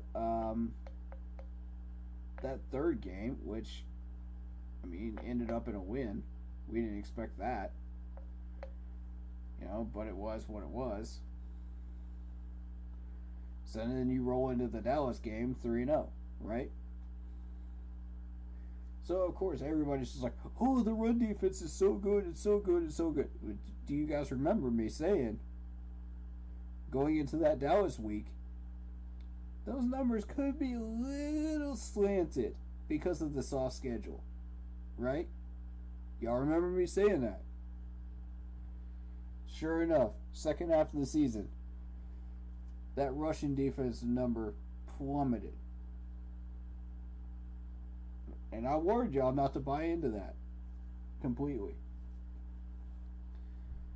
I've seen it happen so many times, guys. It's like a broken record with this team.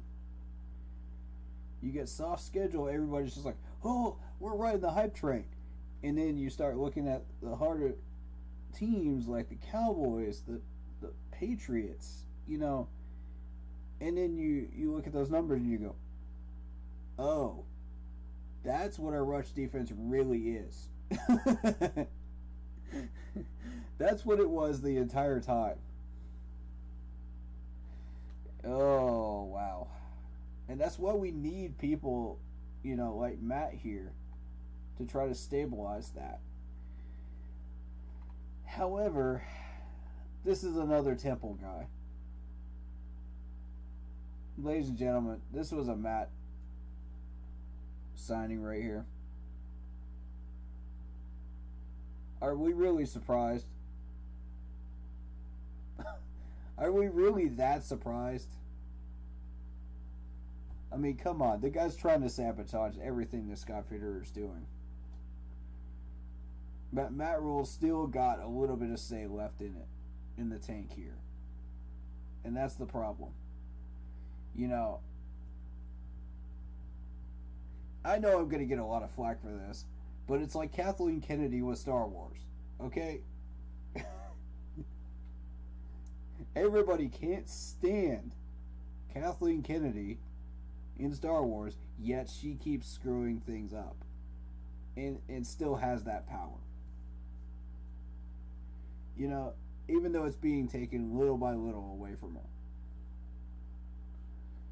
And I feel like that same thing is happening with Matt Rule here, where, you know, we're just taking away that power little by little.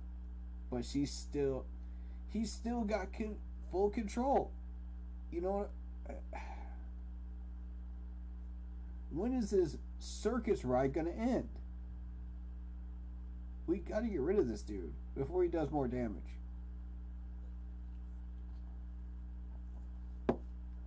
If I was a new coach coming into Carolina, knowing that there's a plan in place with Scott Fitterer and having a couple of meetings with him, about it, saying, okay, what's our plan? What are we doing? Are we going to get these pieces? What are we doing with these pieces? How are we going to manifest wins out of those pieces? Over the course of 3 years. If you got a 3-year plan, like Scott does, I'm sold. You know what I mean? Like, if I'm a good NFL coach with some experience, coming to Carolina, wanted to coach some of these players, absolutely. I'd sign on the dotted line, knowing that, the first year was going to be bad. I'd put up with that. And I'd tell the fans, be patient. The second 2 years of this 3-year run are coming. Be patient, and we will see progress in some way, shape, or form.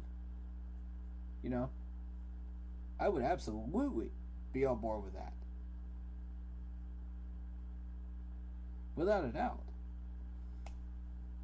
If I knew progress was coming, sign me up.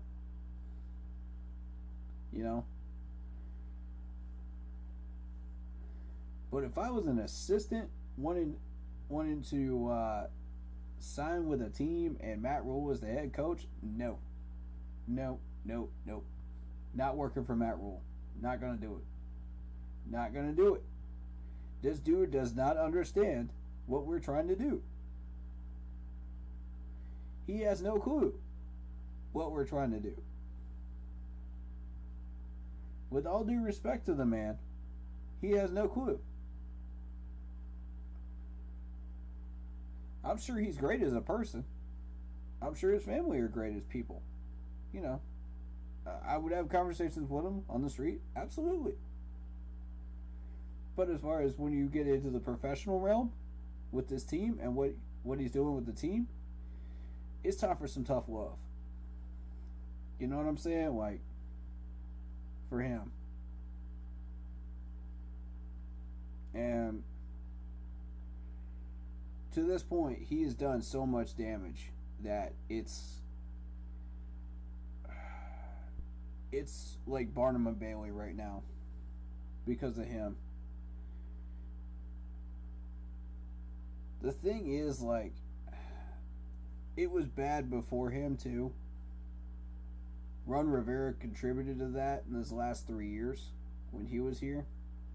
But, now it's a complete circus under Matt Rule. And I was one of the ones that was like, yeah, rah, Matt Rule. But then I saw all the things that he was doing to our franchise, and it woke me up. And I finally realized, uh-oh, Tepper screwed up. And I mean, that happens. Mr. Tepper, if you're watching, man, it happens, bro. Your first 3 years of owning a team, it happens, bro. Just admit to it. Just admit to it. It's okay. We're not perfect. We're all human. Just correct your mistake and go after somebody new. Come on. It's all good, man. I'm not even mad at you. I'm not at all. You allowed a few screw-ups. I'm fine with it. But at the end of the day, man, we gotta find a winning coach. That's bottom line. What did you learn, through this screw-up?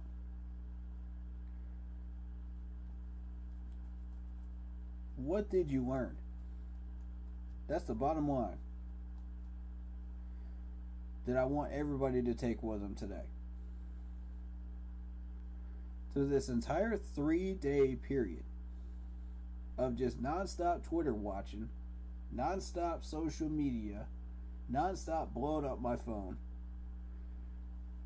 with not official sources, you know, even after I posted what the official sources were, y'all still wanted to do that, and that's alright. I'm not mad at y'all. It's all good. And I know y'all will do it again. And I'm not mad at y'all at all. I'm cool with it. It comes with the territory of being a YouTuber. I'm cool with it. I'll just gently remind y'all of the 5 sources. It's fine. That I focus on. And y'all can focus on them specifically. If you would, please. You know. Then, you know, y'all can throw whatever you want from those 5 sources at me. I prefer that. Because I only deal with official sources. That's how I like to run things. Otherwise, I get in trouble for reporting false info. You know what I mean? And people get mad at me. So, I only deal in facts. As many facts as I can find. The rest of this channel is purely opinion based and gut feeling. Based on what I believe and what I know and am fairly sure is going to happen. Now, I'm not 100% accurate about what I say. Unless it comes from an official source. Opinions are just opinions.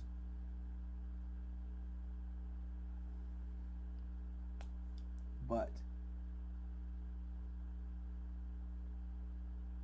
you know, if I've got a gut feeling that strong gut feeling that something's going to happen, and I know this team pretty well,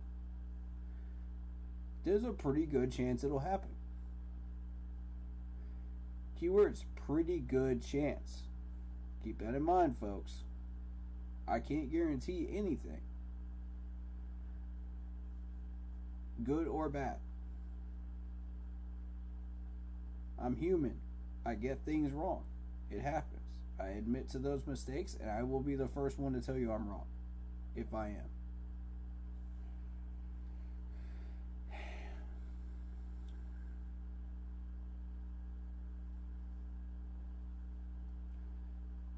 And I'm thankful I got some good followers, man, and some great subscriber people, man, that are like family to me. That treat each other with respect and treat each other like family members, man. That's one love right there. You know what I mean? We may disagree, we may fight over such and such players and ideas and suggestions, but we're still brothers and sisters at the end of the day, man. You know what I mean? And other. We're still family. End of the day. That's who we are. And that's never going to change. And I love each and every one of y'all. That's never going to change.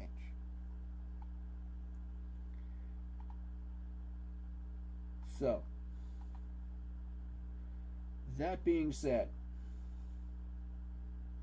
we look at this defensive tackle, Matt Ioannidis. I hope I'm saying that name right. I have a history of butchering last names, so I apologize. So y'all correct me if I get it wrong. 16 solo tackles, 2.5 sacks last year. Out of a total 38 tackles. That's really all he did. It was a run stuffer. 6.5 stuffs. Ooh. No forced fumbles. But over his career, we see that he has 105 total tackles out of 175. With 70 assists. So he is a solid tackler. 2 forced fumbles in his career. 24.5 career sacks. That's not bad. Yeah, 1 pass deflection. 10.5 run stops.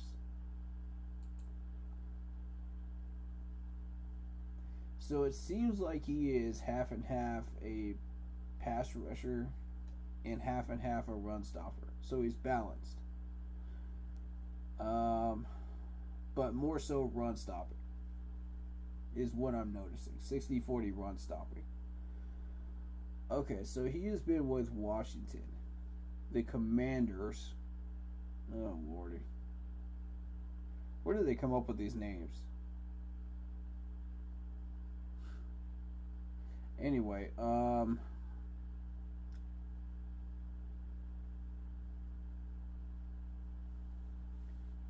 so 13 solo tackles out of 27 in 2017. That's the first year we're really focusing on him, because he didn't do much his rookie year.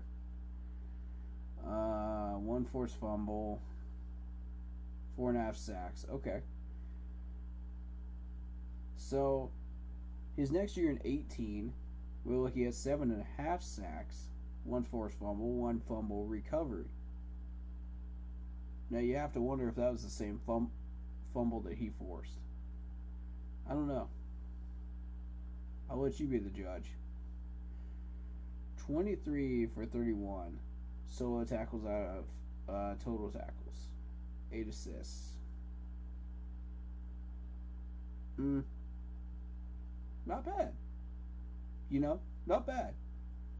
Good year for this dude. 2019. You look at 8.5 sacks. So that's 3 years of solid sack production right there. And I count 4.5 sacks as solid production. You know, coming into his second year. Sure. You count that. Because of the fact that he only played 14 games. Now, the fact that he managed to get 7.5 sacks in 14 games in 2018, that's interesting. Because he doubled his sack count. Which is why you saw him play 16 total games in 2019 as a starter, where he got 8.5 sacks. Now, I believe he may have gotten hurt, because in 2020 you didn't see him at all. 3 games, 5 sacks, 1.5 sacks, nothing major going on. So that number production went down. Or did it? You know? Again, had he been on the field for 14 games, you would be the judge. What would have happened?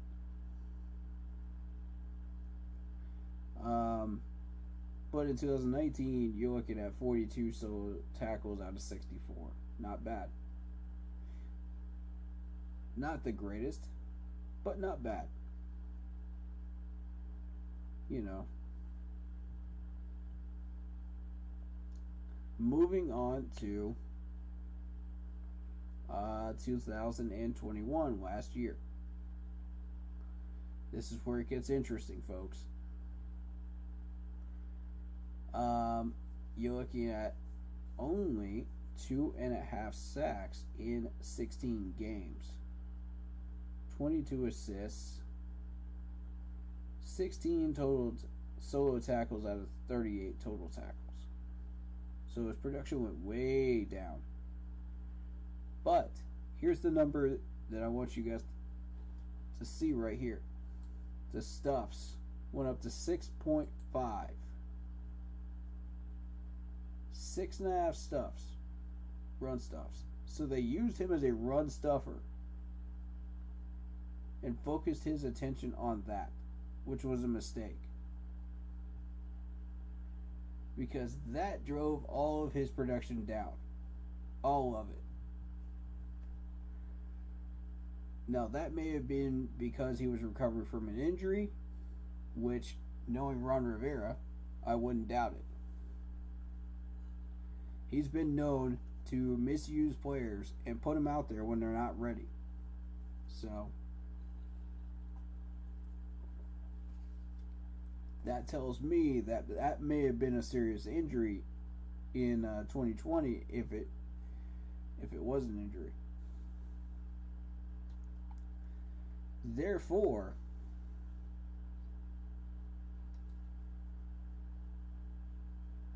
Ron just says, okay, let's put him as a run stuffer. We don't have to have him doing anything else. Just bull rushing and run stuffing. You know, we don't want him pass deflecting. We don't want him out in coverage. You know, whatever it may be that he was doing before. When he got that one pass deflection. Or,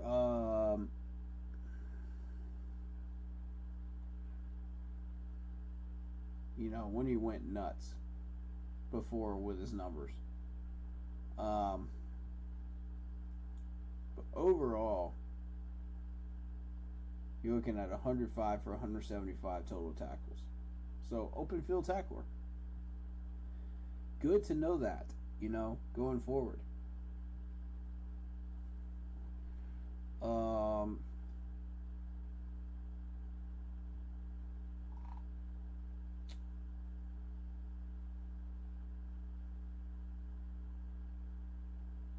Not the greatest numbers out there, but we can work with it.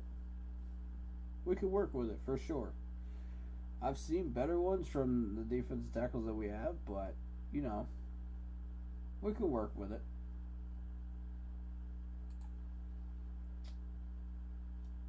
Alright, so now we go back to Austin Corbett. Now,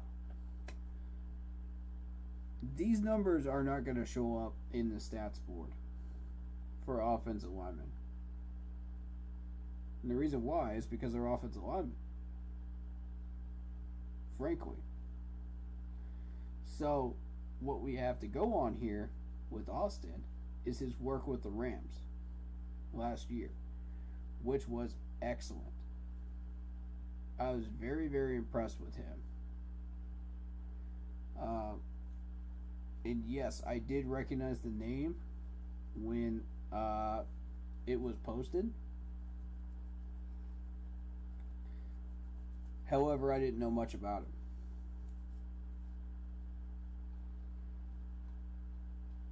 You know, and that's a good thing.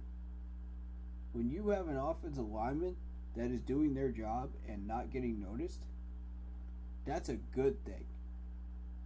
Very good thing. So,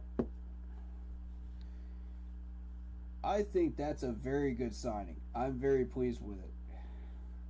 You know, judging by the fact that that line got all the way to the Super Bowl and got a ring, you know, we got an offensive, you know, like, I didn't think we would get lucky enough to get one of their linemen, but that's got to be luck of the Irish, right? A few days early. I'm very happy.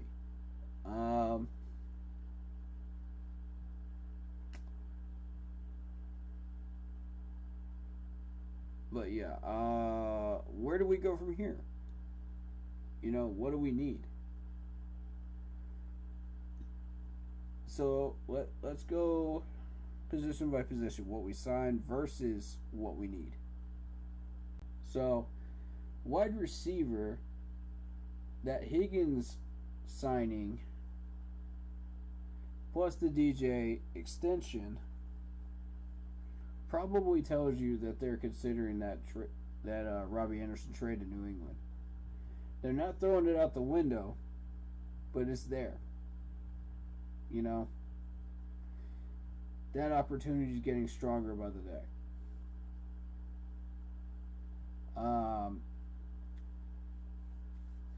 The safety move with Xavier Woods. We put Jeremy Chin into the trade talks for Watson. We still got Chin. He's not going anywhere yet. As far as I know, he's still on a rookie contract too. So we're in good shape there. And if Trey Boston is correct, we're going to get another safety back there via Twitter. So we'll see. you know, Robbie Anderson says that we could be going after a very big name safety, and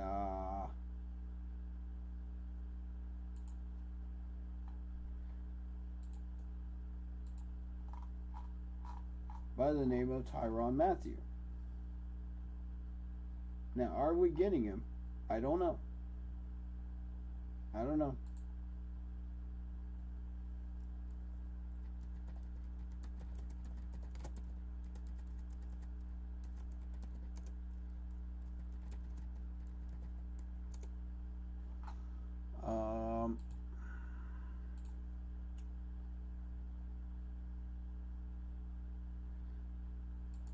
So if we do get Tyrann Mathieu, I think that is a explosive defense we got right there, which brings into question Sean Chandler's future with the 1-year deal. See, we only put this man on a 1-year deal. He is expendable until we can find something better.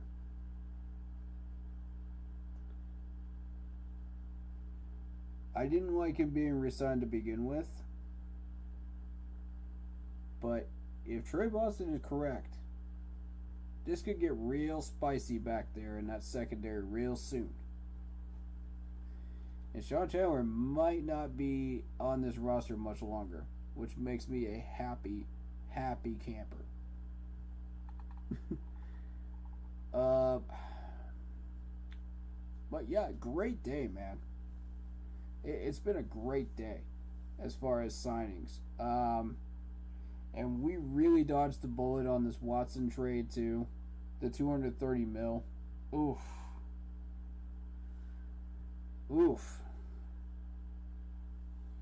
I'm very pleased with what we were able to get in free agency with the money we had. Very nicely done, Scott. I mean, this guy is working some magic. Scott Fitz magic over here, man. I love it.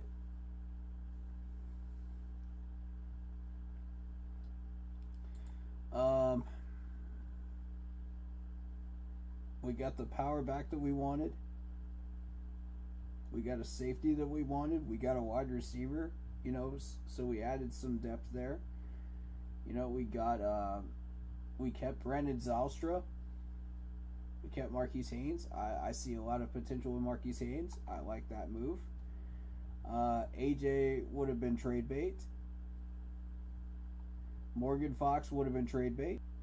I feel like if you package them up together, we get a draft pick. But we cut them both, so, it is what it is. I'm not mad at it, but I'm just disappointed because we could have gotten a pick out of that. You know what I mean? Like, I'm just like, yeah.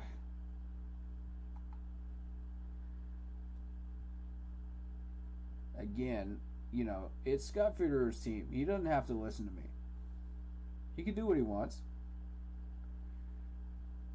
No complaints from my camp over here, man. If that's what you feel is the best thing to do, go for it. I trust you. You've been doing a great job so far. Why should I have any reason not to trust you right now? And he was smart enough not to go for that $230 million deal that Watson wanted. That's a lot of money. Not for that value. I don't think so. Well done, Scott.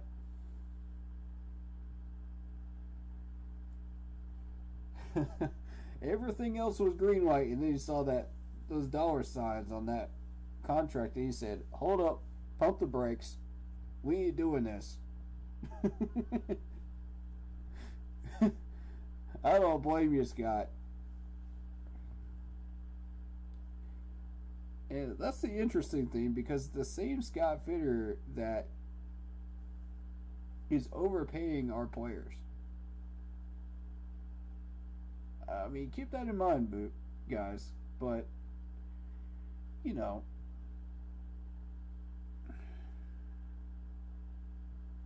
just something I picked up on.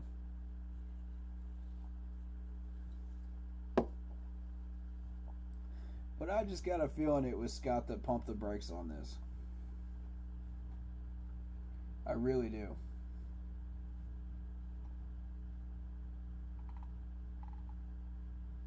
As soon as he saw those dollar amounts, nah.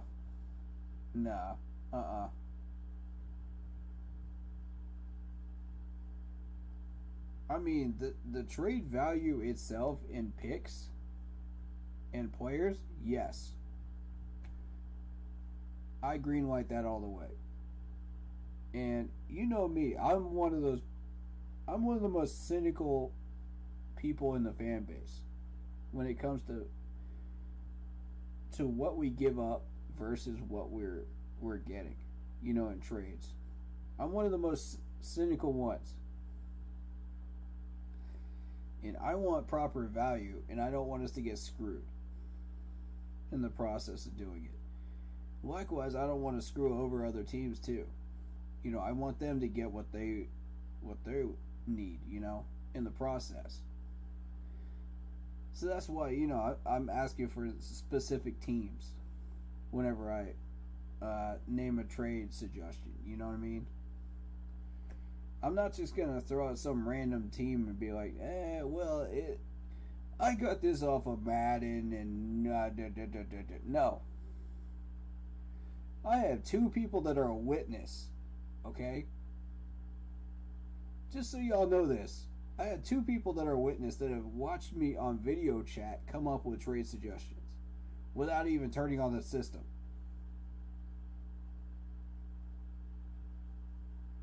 I don't use Madden for my trade values.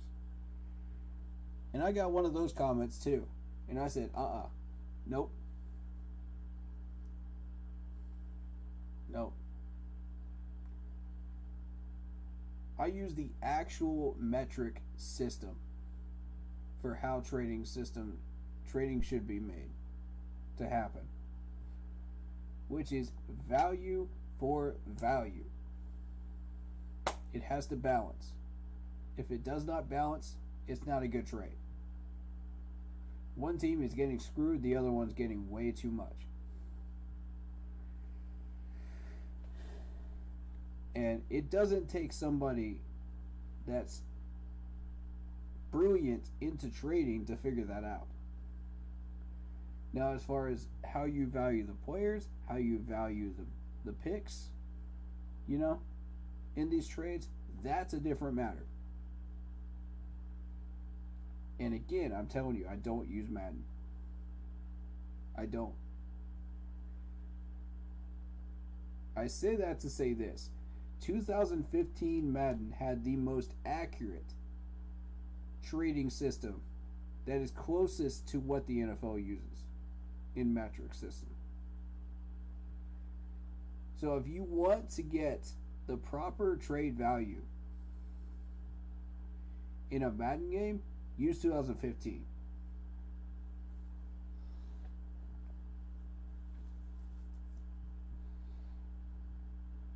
Now, that in mind,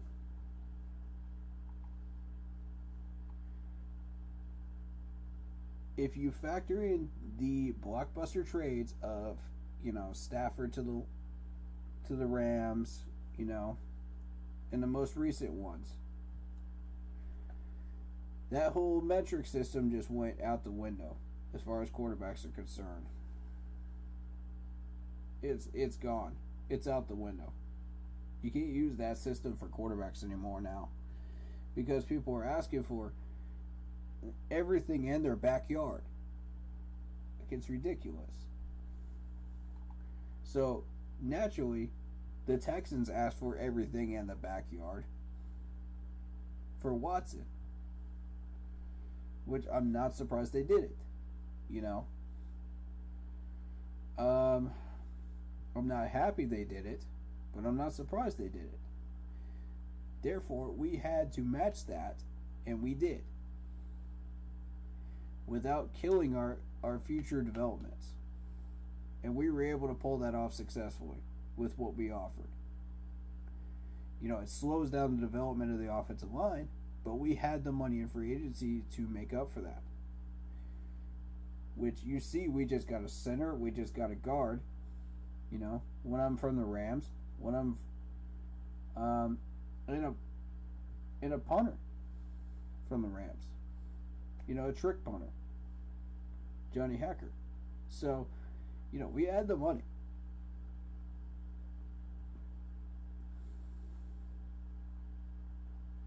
That wasn't the question. It was the amount of money. That's what shut that whole thing down.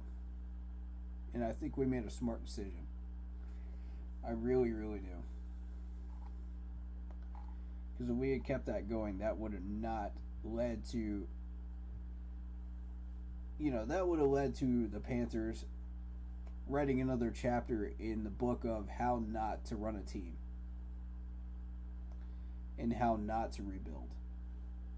I saw somebody say that, and I was like, you're absolutely right. You're absolutely right. That's exactly what it would. And we have a horrible history book of that, the size of the Oxford Dictionary at this point. I mean, come on. It's getting to be Lord of the Rings size. Like, it's bad. It's bad, y'all. We have a history of screw-ups. Going way back. Way back into the John Fox days. So, you know, this is one of the few times I stand corrected and I say, we made a smart decision. I'll say it as many times as I need to. We made a smart decision. I'm backtracking on what I said for the last 2 days. Because I got ticked off just like the rest of you when I saw that $35 million guarantee for the third and fourth year of the contract. And I said, that's not very much to say no to. Like, what are you doing? You know what I mean? And then we found out why. We found out the real reason why. But I was royally ticked off like you were, folks. I'm not going to lie to you. I raised some Cain earlier on today about that.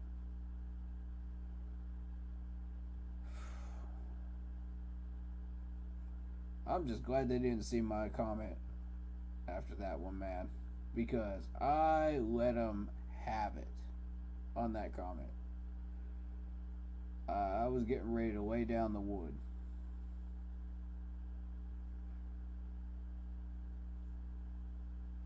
And let them know, you know. But I think we finally learned something in the management today. I think we did. I think we learned what limits we are not willing to go past.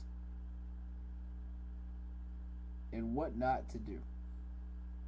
You know? I think we learned that there's a lot of false reports out there on Twitter. And the best thing to do is just to stay off Twitter. And wait for the final announcement. You know what I mean? And I know that's hard for people to do. I know it's gut-wrenching. When it comes to the future of this team and where we're going to end up in the next 5 years, I get it. It's gut-wrenching. It's hard to stay off Twitter. I understand that. That's why I took those 3 days and I spent as much time as I could distracting myself in between everybody blowing up my phone. You know, I said, okay, I want this as much as everybody else does, but I'm not going to spend my time on these social media sites. I'm just going to distract myself as much as possible and wait for the final result. Because there's nothing we could do. There's no input we could have put in, you know, that could have made any difference in this trade. None. It was either it gets done or it doesn't get done. And I trusted Scott through the entire process.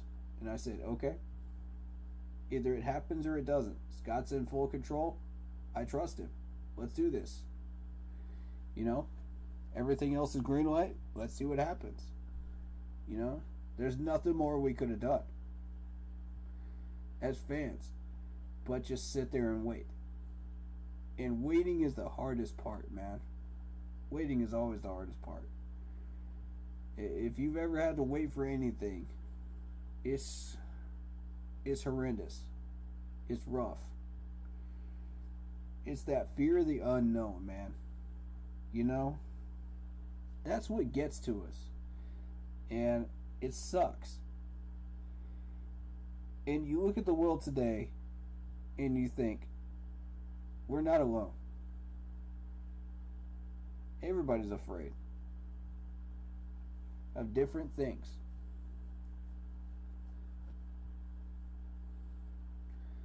And I just want to take a quick minute, man, and just say, everyone that's out in Europe right now, I'm praying for y'all, man.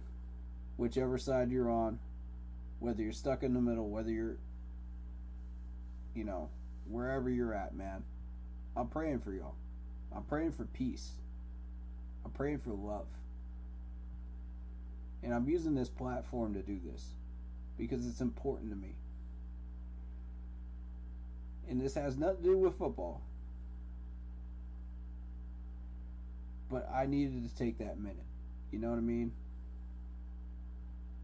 And just say that. I know everybody's afraid. Everywhere. But fear does not control us. We are stronger than that.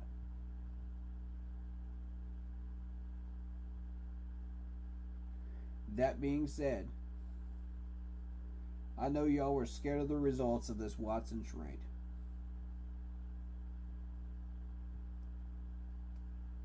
And let me make it clear to you, man.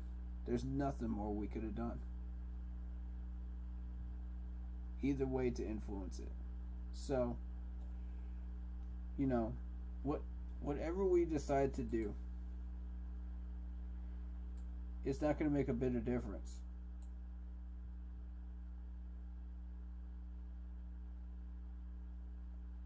So I really don't want y'all to think, you know, that you're alone in that frustration, or you're alone in trying to find out what was going to happen. You're not at all. We were all there, folks. Difference is y'all can escape it. I can't. I get all these PMs from people, man. I have to answer them. Y'all don't. You know what I'm saying? Like, y'all could just take a break from Twitter. Y'all could just go about your business, you know, your normal daily business. Whether you're working, whether you're chilling out, watching a movie, just do something else. Get off Twitter. You know what I'm saying? And this last few days, we truly found out how toxic Twitter can be.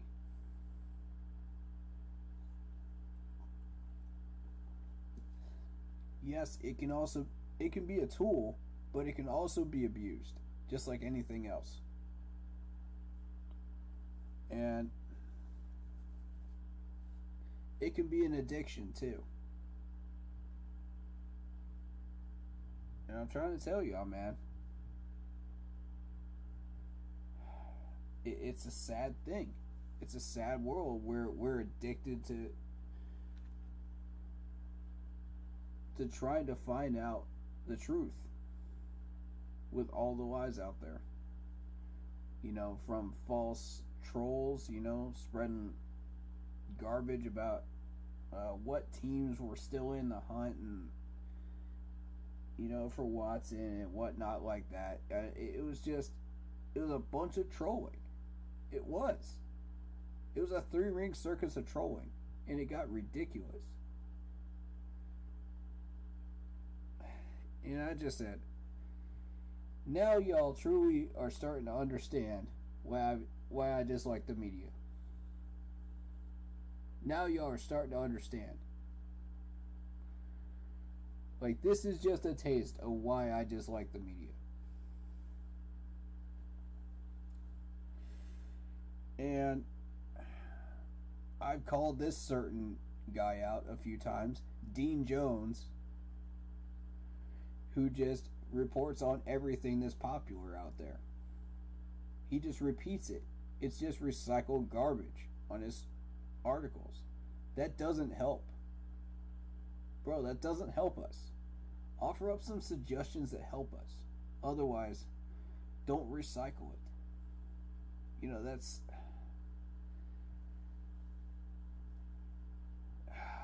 man. If you want to offer up your opinion, great. You know, I'll read it. I'll gladly read it. You know, if you got your own original opinion out there, great. You know, let's hear it. If you got a couple of suggestions in there, maybe you do. Great. You know, but please don't recycle the same garbage everybody's been recycling for the past 3 days. It does not help. And that goes for a few other news sites, man. Don't do that. It doesn't help. All the trolls out there, you are part of the problem. That is preventing us from getting where we want to go and finding out the truth. Please stop. Like, it doesn't help. It only frustrates people more. And I think that's the point, you know? I really do think that's the point. It's all these basement dwellers, you know, on their keyboards. I never understood that. I never understood why people do that. But maybe it's just for fun. Maybe it's just for giggles. I don't know. But it's...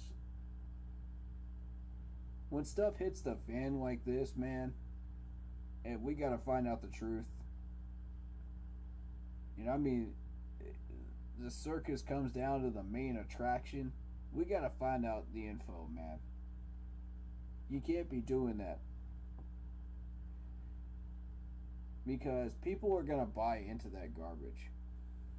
And they're gonna think, oh, wow, this is really, really true. No, it's not. You're not an official source. You're not actually talking to anyone. Stop putting out fake tweets. Like, it's harming us.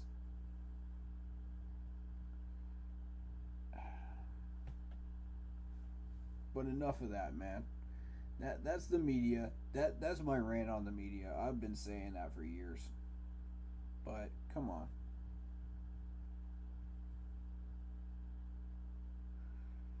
You know,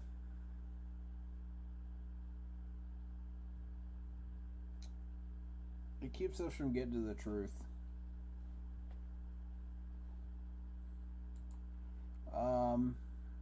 Is there anything else I want to cover right now before I call it a night?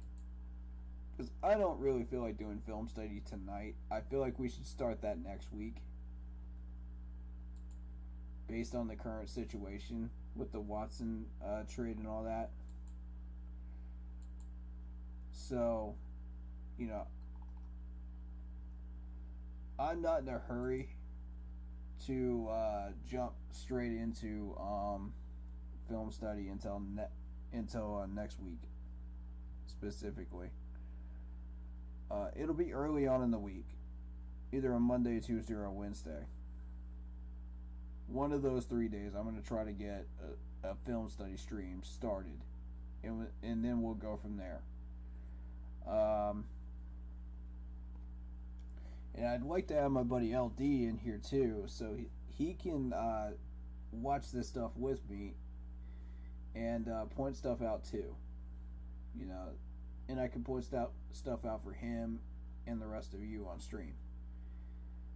Because I'd like an extra set of eyes when we're doing stuff like this. It's helpful. Because I'm not going to see everything. You know what I mean? I see most stuff, but I'm not going to see everything.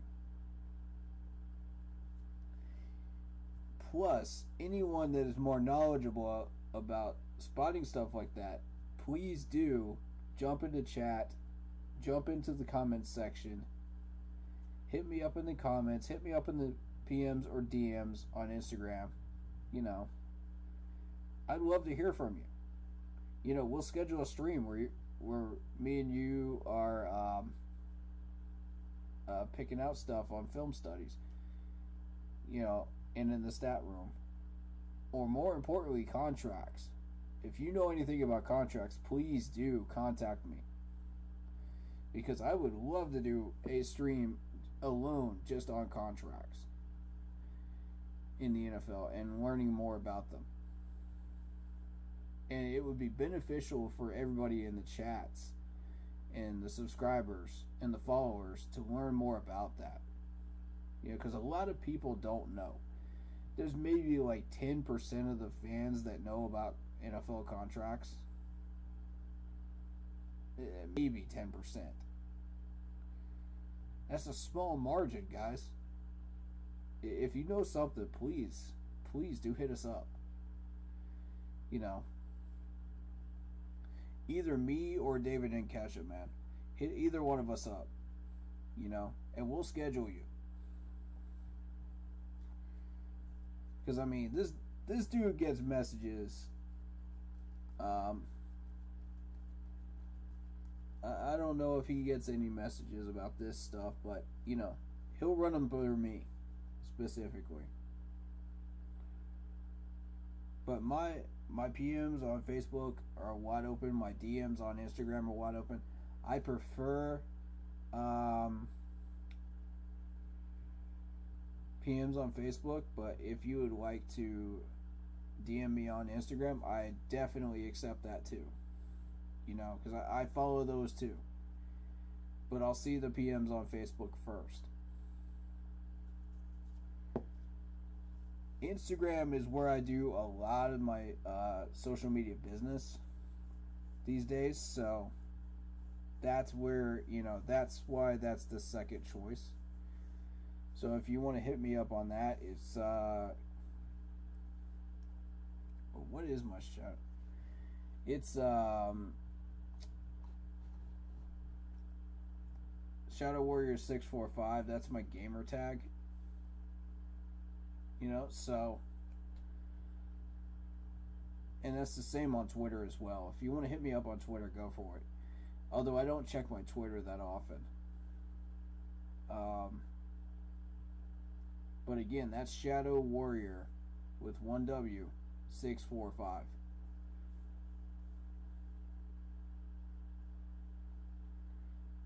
So, if you need that again, let me know. Or back it up in the VOD and listen for it. So you can add me on there. And let me know that you're from the stream. Like, shoot me a message and tell me you're from the stream. That way I know where you came from. That way it's not just some random ad on Instagram or Facebook. And like, show me something Panthers related. You know, it could be anything. I accept anything at this point. You know, but that'll tell me for sure that you came from the stream. So, and it confirms your that you actually were from here. So,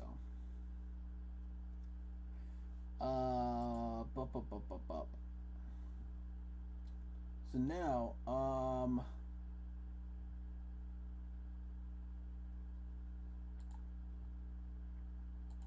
right. So we extended DJ. Looking at this, we restructured Robbie, Austin Corbett. Oh, okay, that's after the restructure was 10 mil. Never mind.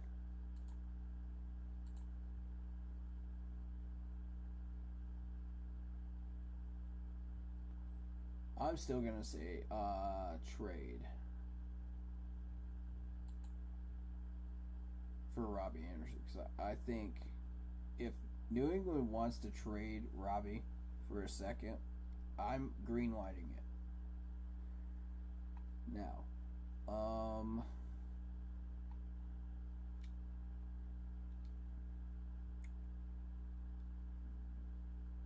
Corbett is getting a $1 million, $35,000 guaranteed salary. It hits our cap for 4.5 mil, rounded up.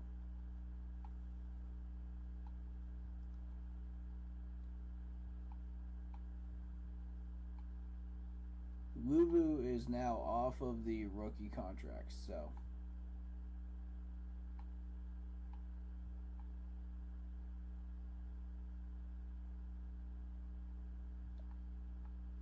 let me see what else we got.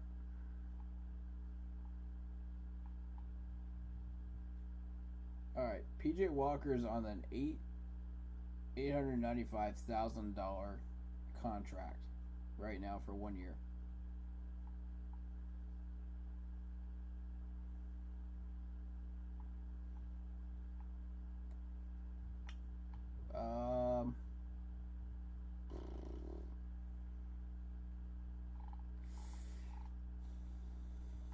I'm just looking for anything else that needs to be tweaked or messed with here.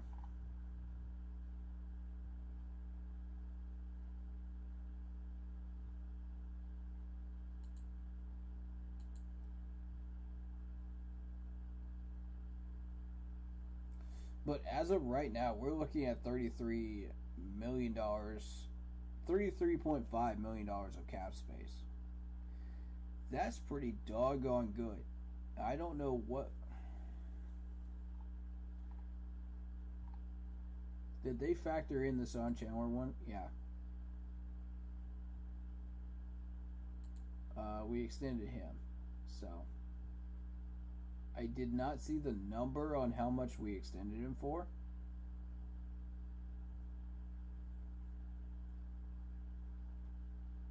Let me double check that.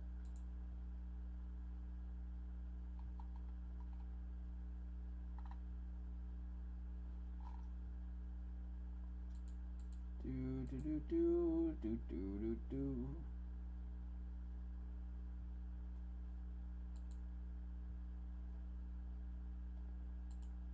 Chandler.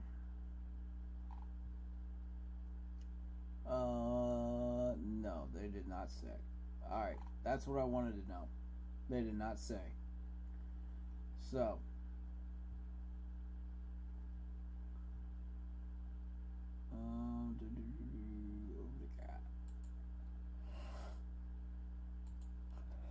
So we don't know, right?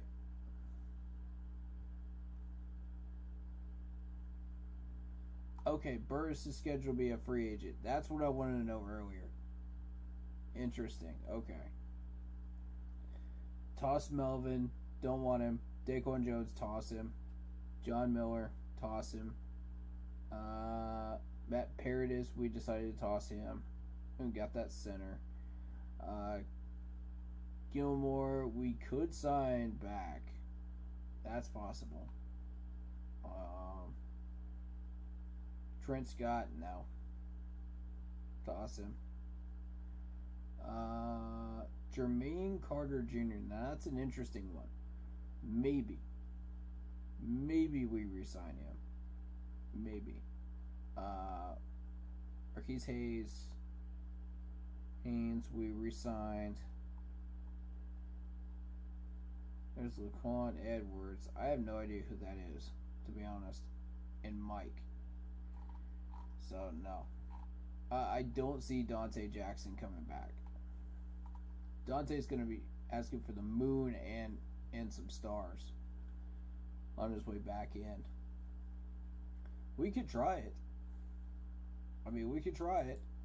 I don't see, because if you look at his prior contract so far,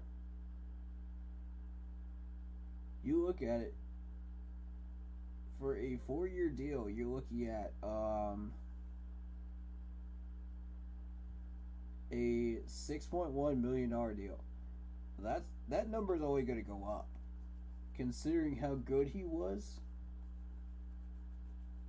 during his good moments last year. That could go up to like $8 million, possibly as high as $9 million. I'm just saying, you just saw a safety go for $8 million for the Eagles. There's probably a couple of corners out there that go for $8 million. I know Bradbury was asking for a little bit more than that back when Josh Norman back in the day was asking for a little bit more than that. But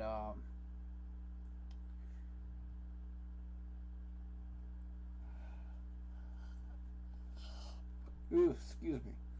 I don't remember how much Bradbury was asking for, but it was a decent chunk of change, and we couldn't pay it. So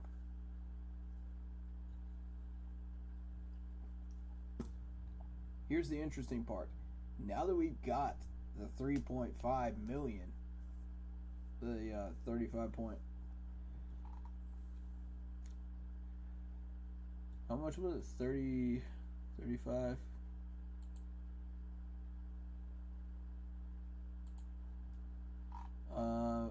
Yeah, 33.5. Now that we've got the 33.5, we can go after Dante without a problem. We could probably go after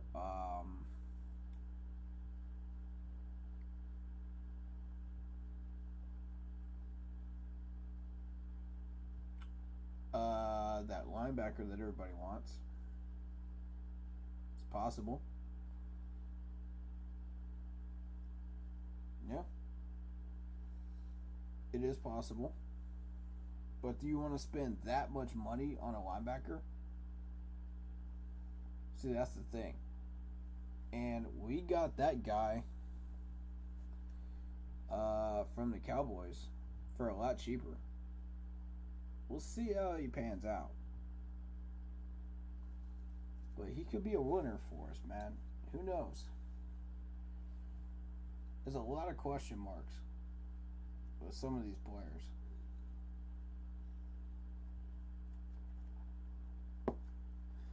Somehow I don't think he's going to be one of them. But we'll see.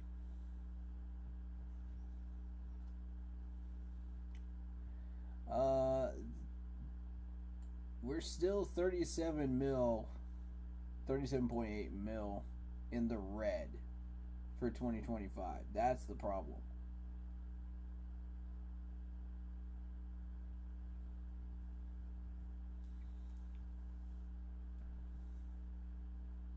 And if you look at 2023, the team's salary cap, 225 mil, 256 mil. I mean, that's just going up. And that total liabilities number is going down real quick. So the balance is your cap space.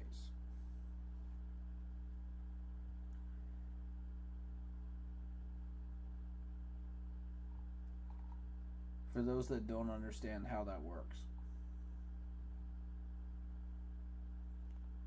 Also, the owner cannot inject extra money into the cap. That's not how it works. I know there's some people out there that think that's how it's done. No, that's not how it works.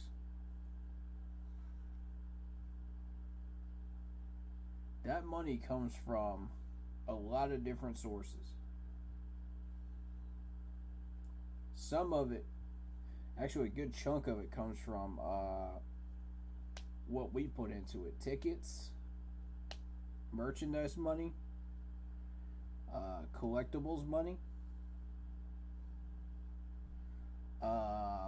food and drink money. All of that goes into that. Plus the tax money that comes from people of Charlotte. You know, so that goes into it too. They're required to pay tax on that stadium. From what I'm hearing. Y'all correct me if I'm wrong on that, but I believe that's correct. Now,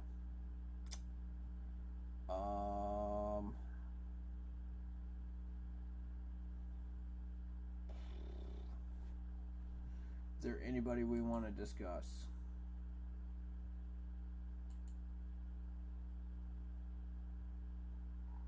If y'all want to discuss Combine, let me know. You know, we can discuss anything Combine wise while we're doing film study next week. I will have those numbers up and ready to go for anybody wanting to know that info. Plus, I saw all 3 days of that Combine. I didn't see the third day. That's correction on that. I didn't see the third day, which was defensive linemen and linebackers. So I didn't see that one. So anything that went on during that day, y'all have to fill me in on. You know, if there's anything relevant, once we get to those positions, I won't have any info as far as like Combine notes. But I can go by the stats that are in the Combine listings. So we can go by that if you'd like. But what I wanted to see was the individual drills, you know, for those positions, because that's going to be important to us.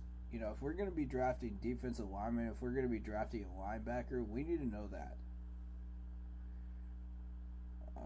So I'm relying on y'all for that day 3 of those positions specifically to help me out.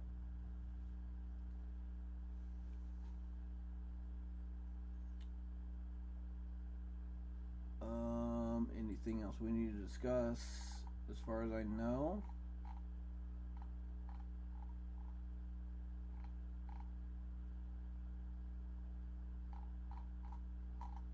Okay. How many? I don't have an answer for that one. However, I can tell you that 50 plus games he has not given up a holding call. Not bad.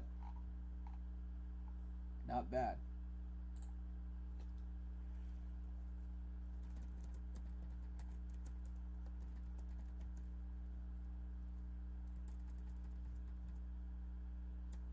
Actually, I'm going to give him an answer for that question right now. Let's look him up.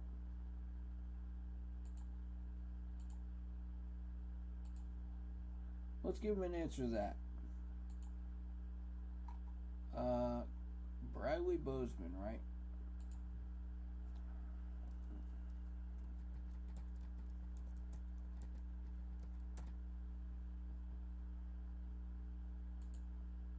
Make sure I spell it right. Bozeman.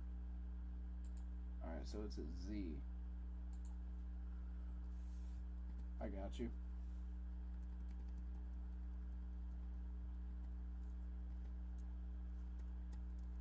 I got you, boss man. Here we go.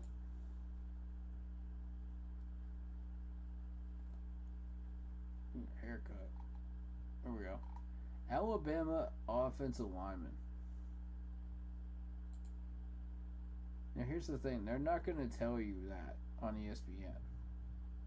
But I just wanted his basic info first. 6'5", 325 pounds from Alabama.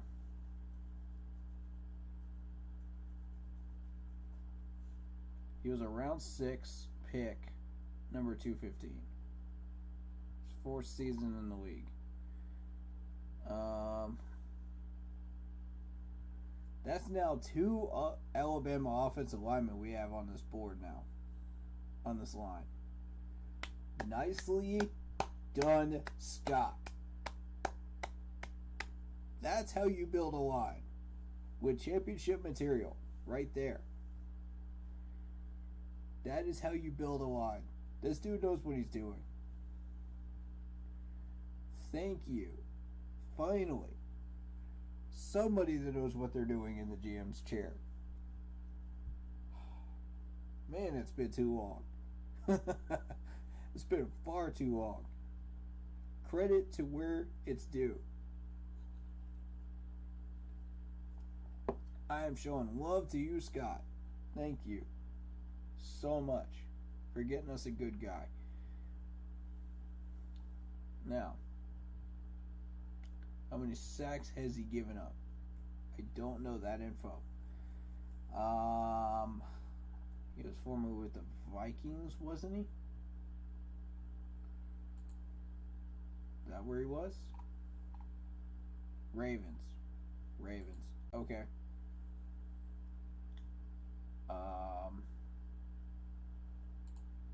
Let's maybe try to Google him.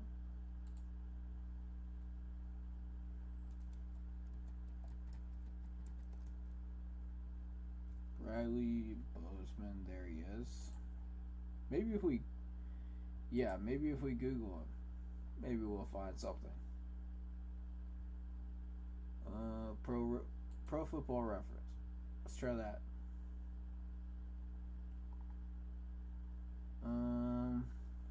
No sacks given up. None. Y'all see it on stream. Excuse me. But yeah, y'all see it. No sacks. How about that one? Well.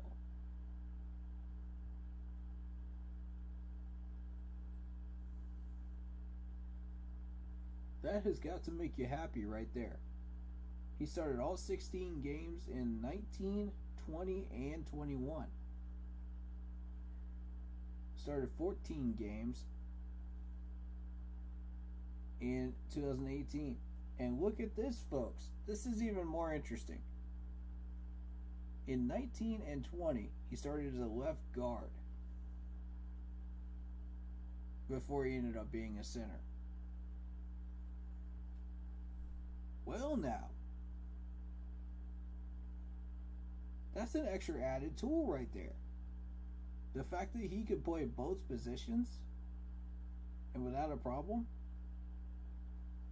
I say we sign Paradis for cheap and just have him as a backup. That's my take. And start this dude at center.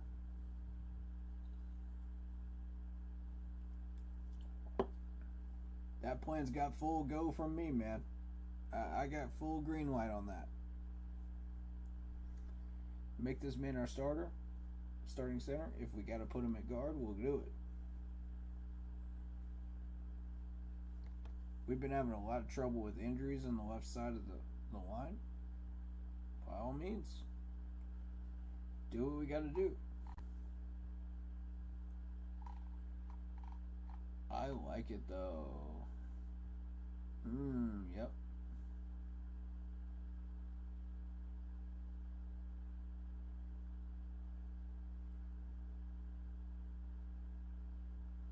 Snap counts 21% in 2019 is the one that stands out to me. on special teams. As far as on offense, 100% starting. So he started 100% of the time. All the snaps. Look at that. And this is the number that we need to be looking at right here. Now, only one holding call. 8 false starts. 3 per year at left guard.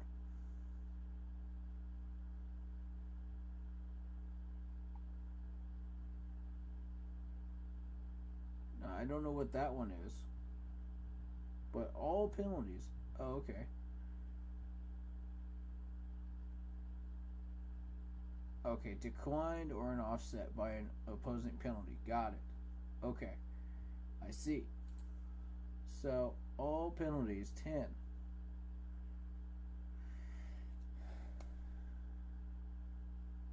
Only 10, folks. In 4 years. Not bad. We got a winner right here. We have an absolute winner right here. I'm pleased. I think we got the right guy.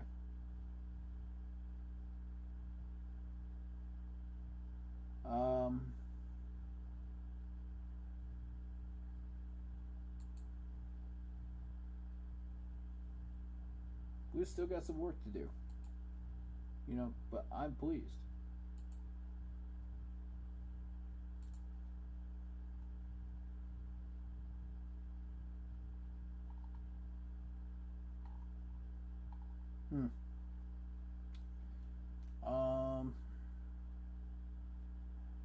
They had him on a 4-year contract.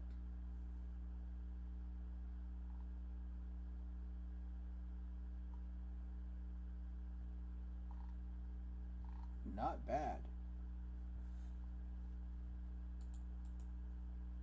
This is the info everybody's looking for right here. I'm going to post this.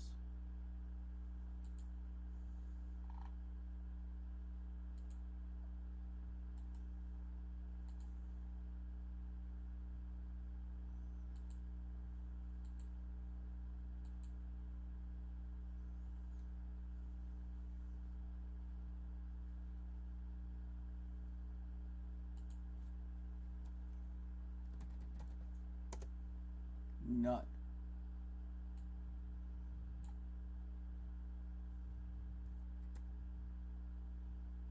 Alright, so here's what we're going to do. We're going to make that a public post. Let's do that. Matter of fact.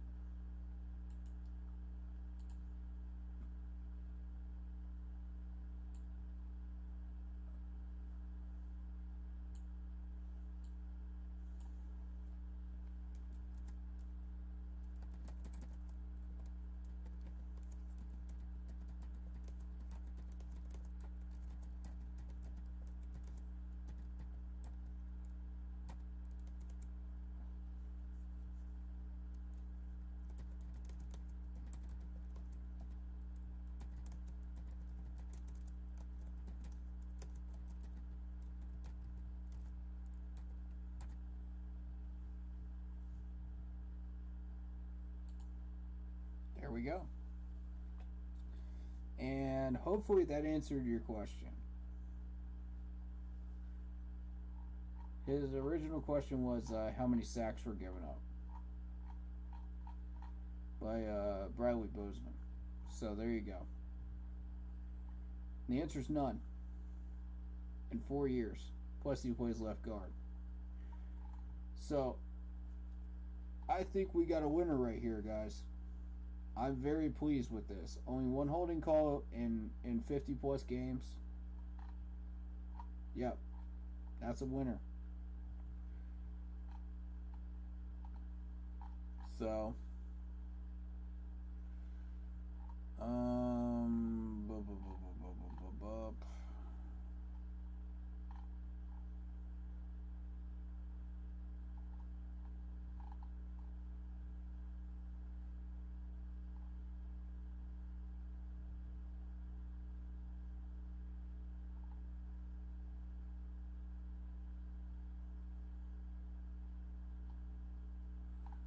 I really do like the Woods signing. That's a good one. And we went over the numbers earlier in the stream. Been an amazing day, my friend. Absolutely, my friend David. Thank you for joining me for the stream. Appreciate you. As of right now, safety position, it will depend on what safety is coming in, if Trey Boston is correct. You know, if Robbie Anderson is right that it is Tyrann Mathieu, then Sean Chandler's days are numbered. And we won't need to spend a draft pick on that. However, if they are just blowing smoke, then we'll need a safety to complement Jeremy Chin, Woods, you know, and get rid of Sean Chandler. That needs to happen. So, corner wise, we'll probably want a corner since we just got rid of AJ. I can see CJ being trade bait.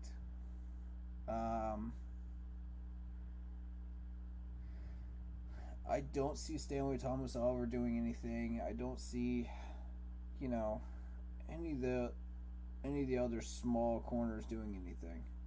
It's going to be Dante and it's going to be Horn. If we do get Dante back and we can pay Dante's salary, it's not going to be cheap, but we can sign him.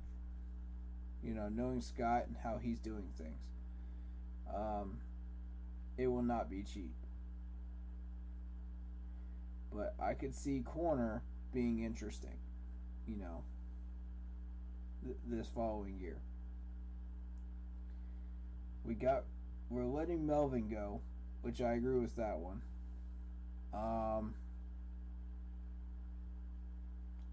Yes, the new punter. Let's go find a film study on him. I told you guys I wasn't going to do a film study today, but at this point, I don't care. This is a player that we just signed, so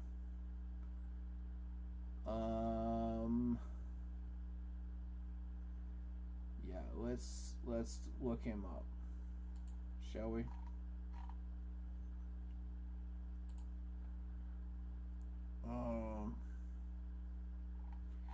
And if you missed some of the other players that I did stats on, just rewatch the VOD, because I covered everybody. Johnny Hecker, I haven't covered him yet. This is the one I have not covered yet. So let's look at Johnny Hecker.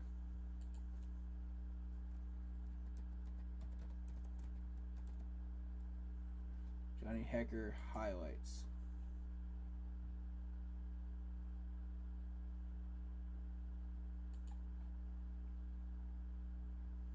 Look at yourself, worrying about music.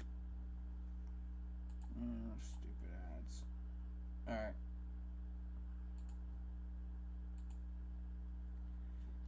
Alright. Let me blow this up so we got it big screen, so you guys can see it.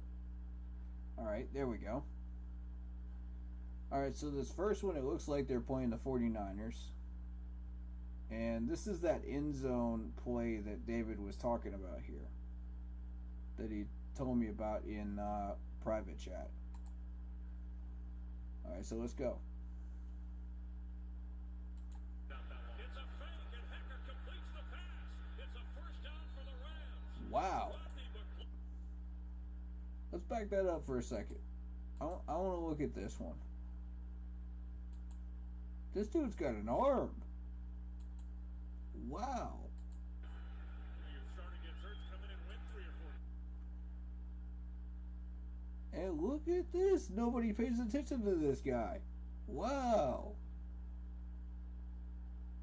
Unbelievable.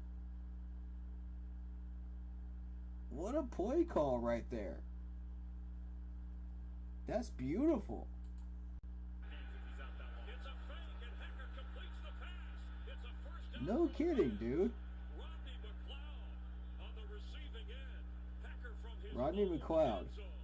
A 20 Yeah. yard completion. And the guy who is covering him comes this way. You don't see it here, but he comes in like they're going to block it. Oh, And he yep. leaves the guy on the outside wide open. You see Chris Culver, who is the guy that's supposed And to he get got the gun blocked. out there? Danny Amendola in the back. They fake to him. Hecker is going to throw to Kendricks. He's wide open for a No way. into 49er territory. Two fakes today in the kicking game for the Rams. Both successful for Jeff Fisher. Not bad. You're going to see Danny Amendola to the left. He comes around and gets the I fake. mean, Lance Kendricks who releases. He the runs handoff right fake left. didn't really fool anybody. They knew he was play faking it, It was easy for Hecker. but they completely ignored number 88 though. Instead of the points. Wow. I don't. The way they're going, I just, the way this team is, I'd go for it. But that's me, Too much momentum. Oh, going he's with gonna these block guys. it, isn't it? Fake. Nobody's What? come out wide, and that's a touchdown. There's no way. The flag goes down. I believe the rules. He has to go to the numbers. Got to go to the numbers, yeah. I don't know if he went to the numbers or not.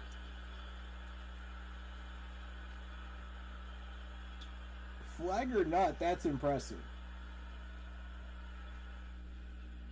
There's no foul for legal substitute. Wow. The play stands, and a rabbit out of the hat will count for a touchdown. What do you Wow. think, Mike?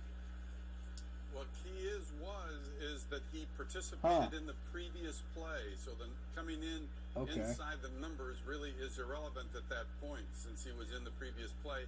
And he can go to the sideline and set as long as it's not in front of his own team bench area. So really trickery, but probably told to the referee before so that they understood the rules. But that's a legal play for those reasons. Wow. We all just learned something about a trick play right there. I learned something too, folks. That's a new one on me. I have never seen that actually used before. So, naturally, the rule was never explained. Johnny Hecker, high school quarterback, is going to throw. The fake is on, and he's got a first down to step Wow. up to the 45. Nice arm, dude. Fisher calls the fake, and it works for the Rams. I don't want to say we He's doing this effortlessly like he's been doing it all his life. not expected. Stedman Bailey right here. Your gunner. Like he's been a third string quarterback for years. Look at this. He's not usually the gunner out there. No kidding, dude. It's a call. You know your team is in a rut. They can't. Gained the yardage, Wow. but the defense said it's a fake. Chase Reynolds has a first down from And the that's Denver against the Rams. Cardinals. Huh. I mean, I think we talked about predictable. To me, that was predictable. I like this guy. Fake. It's a great design because watch the in guy on the line of scrimmage. That is really something. And this is the play before. What you don't see there is that the in guy on the line of scrimmage, McRoberts there went in motion and created. By Woods, they had the 5-yard first Okay. down. Ball starting out after the throw. And we Oh. mentioned that is his 8th completed pass in his career, and this one for a first down inside 8 the 20. completed passes? What? There's Hecker right there getting the snap. And Josh Reynolds runs a little comeback. I like it. This is impressive. Ron Gray waiting for it. Started again. That ball bounced about There's the no 1 yard way. line, backed up. This guy's just really good at his job. 48-yard run for Hecker. Wow. It bounced off of his helmet. Did I just see that right? Did it just bounce off of his helmet? Bro. I gotta see that again. Hold up. It's about the 1 yard line. Let me just see. Started again. Oh my god. I need to know for sure. Did this bounce off of his helmet?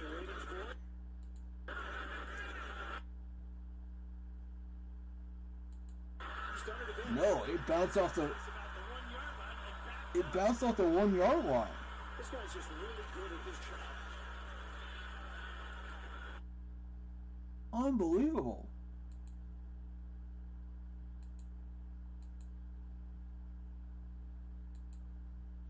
Wow. That is quite the guy right here. I like him. Man.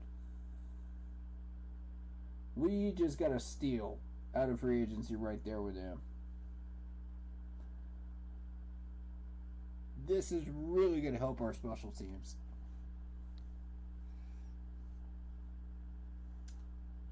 Nicely done, Scott.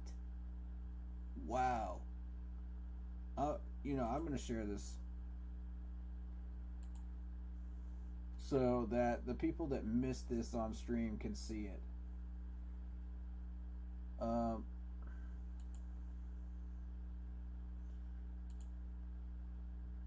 Because y'all need to see this, man. That was wild.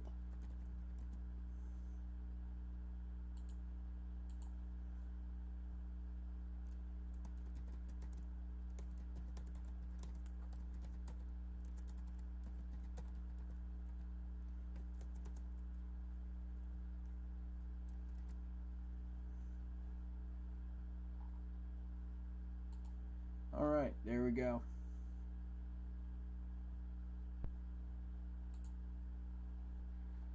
Alright, so we covered that now. Anyone else you would like to cover or talk about on the stream? Give me a name and a number, and we'll discuss them.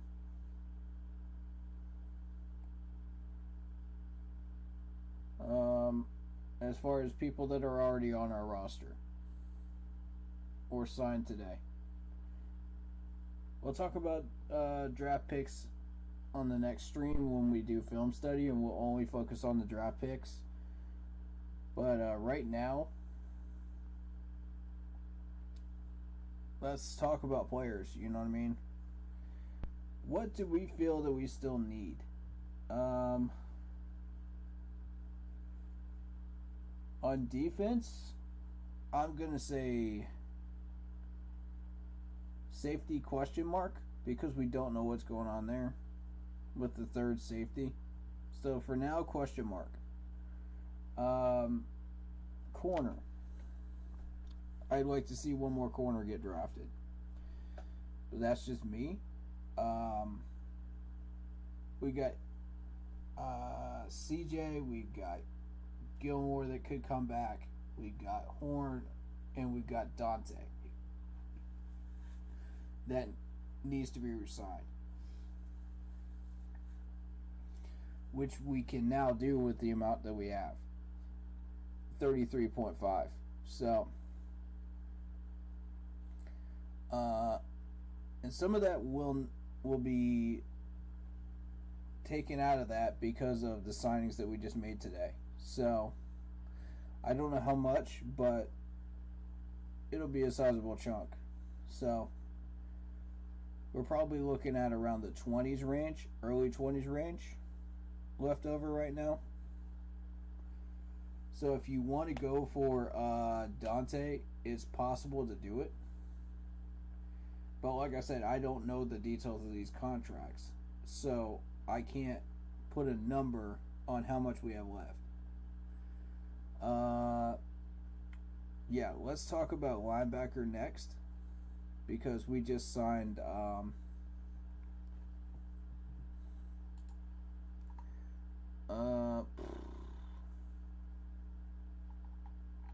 trying to think. Okay.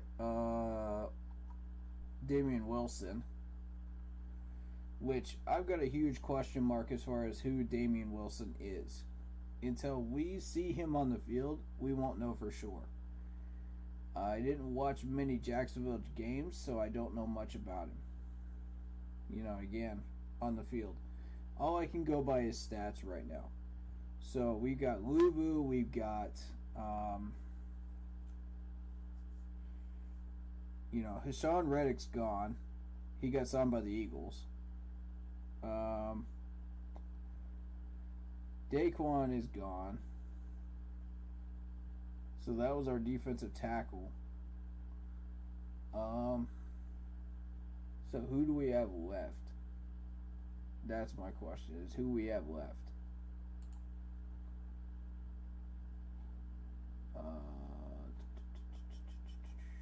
NFL. Should be able to tell you in a second. But that new center that we got is an Alabama center, which makes me very, very happy.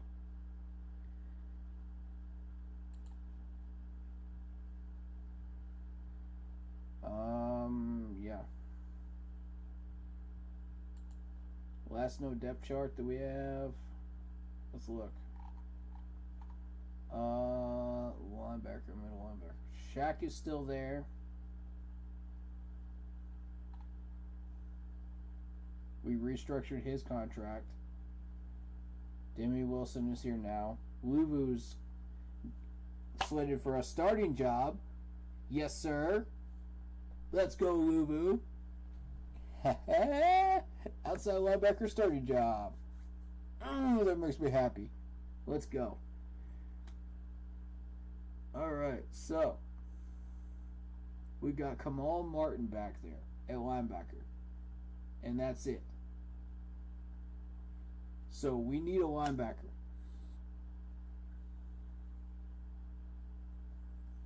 Now, do we draft one? Do we pick one up in free agency? What do we do?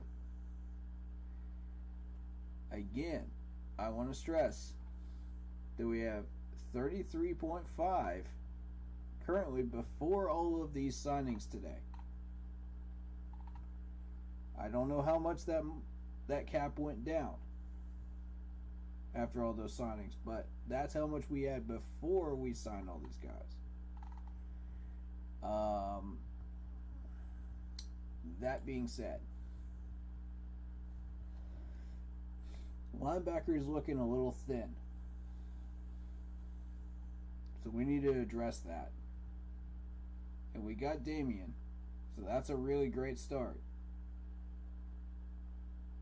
So they slated him at middle linebacker. Shaq is an outside linebacker. Frankie Luvu is an outside linebacker. Perfect. Just what I want. Because that's exactly where these guys belong. Outside linebacker. Now, we got Damian Williams, who's going to be an inside linebacker that's going to be a run stopper. Perfect. Now, I don't know much about Kamal Martin. I've only seen him in training camp. I've only seen him in preseason, so I don't know. Alright, so we still need to address the depth there. I have a feeling we're going to be drafting a linebacker in the 4th. Just my take on that right there. I just have a strong feeling based on what the depth chart looks like right now. Now that could change depending on how free agency rolls. So keep your eyes peeled. Defensive tackle. We got Matt Inionitis. We got Bravion Roy. We got Derek Brown. We got Phil Hoskins, Frank Herron, and Davion Nixon. Have a good night, buddy. Appreciate you coming in here, man. Now, I don't know where we're going to go from there, but what I do know is that defensive tackle's looking a little interesting at the moment with this Matt signing here. I don't know that we have fixed the problem at defensive tackle yet until we see him in action. thus far, I'm liking what I'm seeing. I would like to see him in training camp to see what all he can do versus what he can't. But am I familiar with him? A little bit.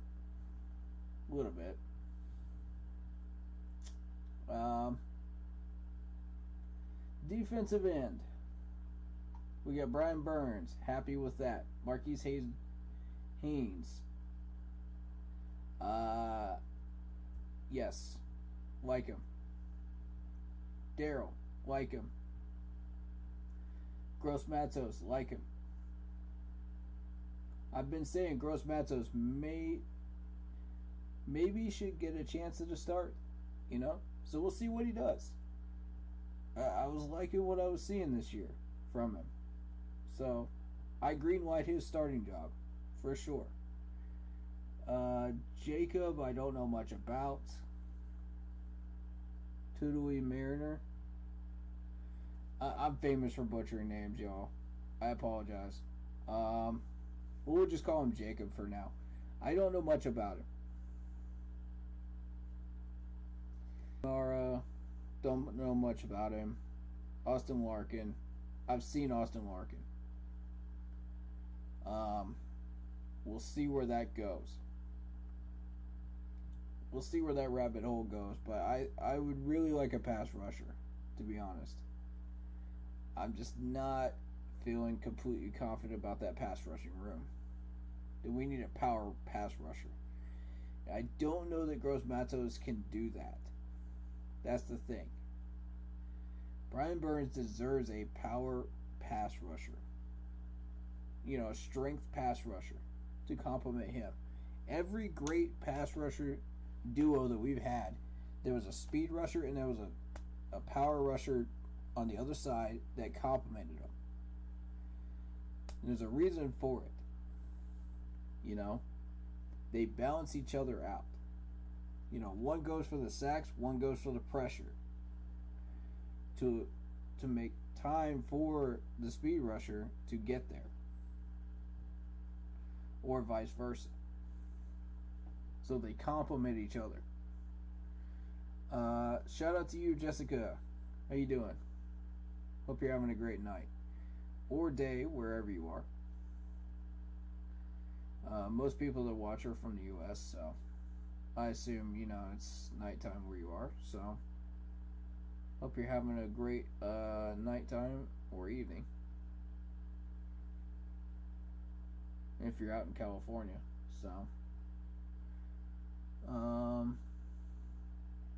or out in the Midwest. But yeah, I'm not feeling this pass rushing crew at the moment. I want a little bit more. You know what I'm saying? I want a little more. That's what I think, drafting a strength pass rusher in the 5th would be a good idea. For right now.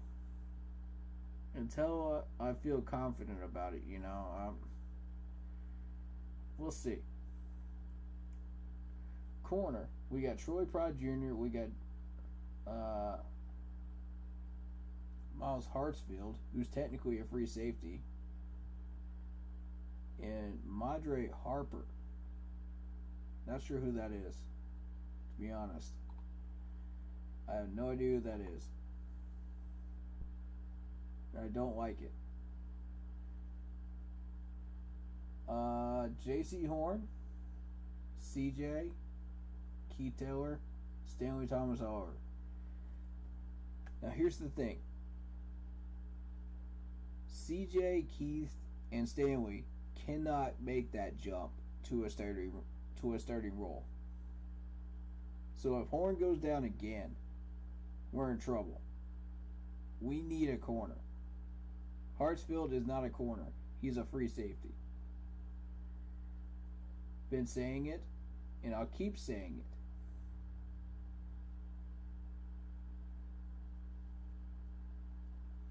That's where he needs to be. He's more of a strong safety, really. If you want to put it technical terms on it. We got Jeremy Chan, of course. Sean Chandler's second string, and he should not be.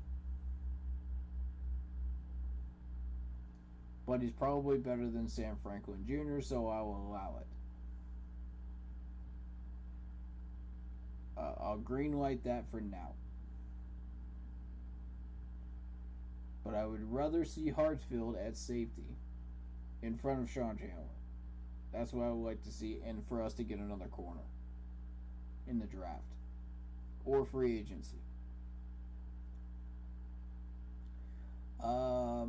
Xavier Woods is a solid free safety right now. I like that. I like Kenny Robinson backing him up. That's fine. Got no problem with that. Do I feel like we need help there? No. Not unless Woods can't get it done. I'm putting a lot of faith in Kenny Robinson to back him up. So I'm hoping my faith isn't misplaced here. But based on what I've seen from Kenny Robinson, I'm okay with it. You know? Maybe if you want to replace him, you can with somebody better. But, you know, right now, I'm happy with it. I'm okay with it. I'm not happy with it, but I'm not upset by it. You know, I'm kind of, you know, Could be better, could be worse. You know, you could probably get somebody better than him. But, you know, no complaints.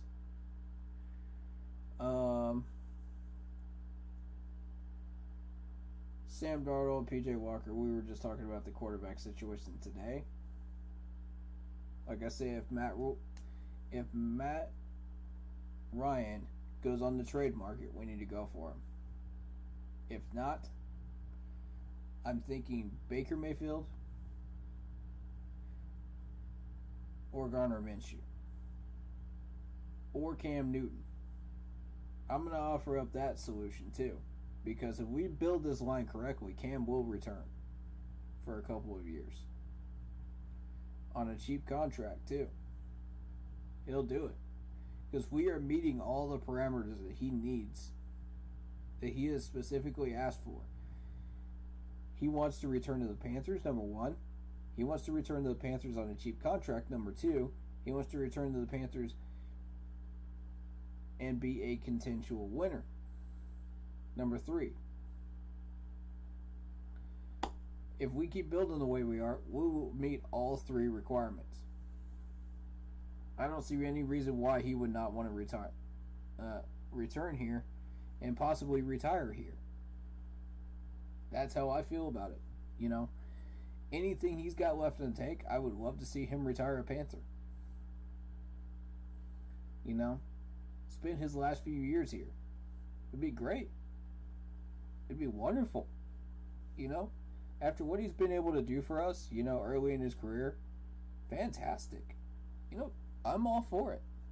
He's all about business. He wants to come back and he wants to take care of business and get us wins and make us a trophy contender. I love it. You know, that's the attitude we're looking for. You know, if you want to be a little goofy on the side, hey, he's Cam. You know what I mean? He's Cam. What can I say?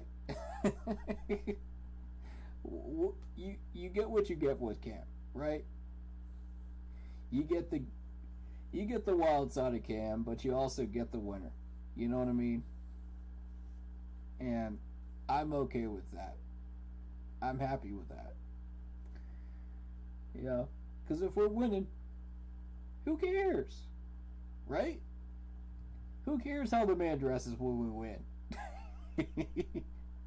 Who cares about his crazy dancing in the end zone if we win? Come on. Let's be real, y'all.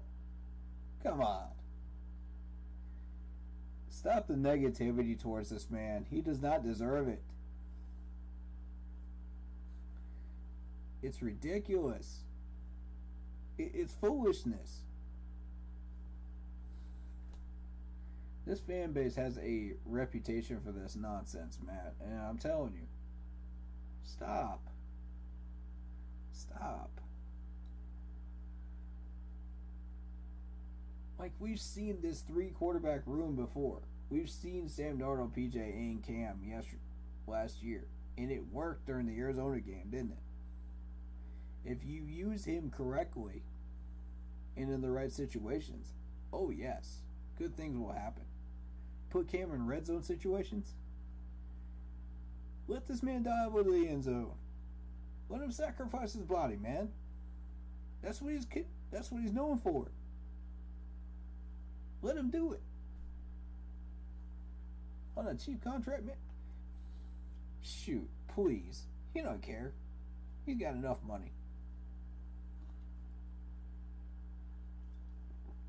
If he wants a little bit of a bonus money, better health care for that reason, absolutely. Make it happen for him. You know, make it happen, Captain. Make it happen for our captain. You know what I mean? Come on, bro. He ain't been. He's always been that way. Tell me one time he has not been that way. Since the beginning of coming to this team, he has put his heart and soul into the Panthers. That ain't never going to change till the day he retires, or even after it. It still won't. Shoot, man. We gave this man a chance. You know? We gave him our heart. We gave him our soul. We gave him the keys to the kingdom. And he took us to a Super Bowl. With a lot of pieces, man. With a lot of pieces around him. This team is only as good as each other. You know? But he had a lot of great pieces around him. That were built to win. So, he's starting to notice, man. We're starting to build those pieces again. We're starting to do it again. I want what Cam can do in 2022. I don't want what Cam can do, you know. We're not getting the old Cam Newton. We're getting the Cam Newton of 2022. You're getting Cam Newton. Okay?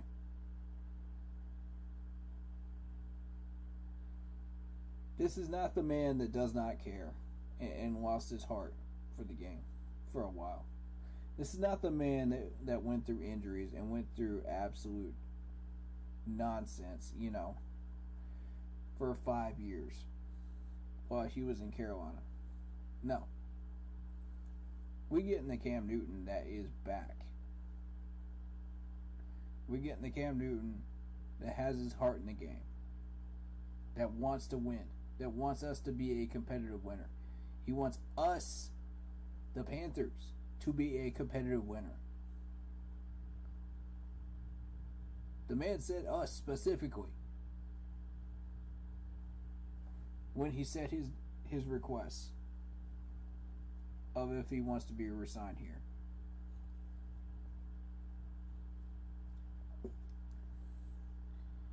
Do what you got to do.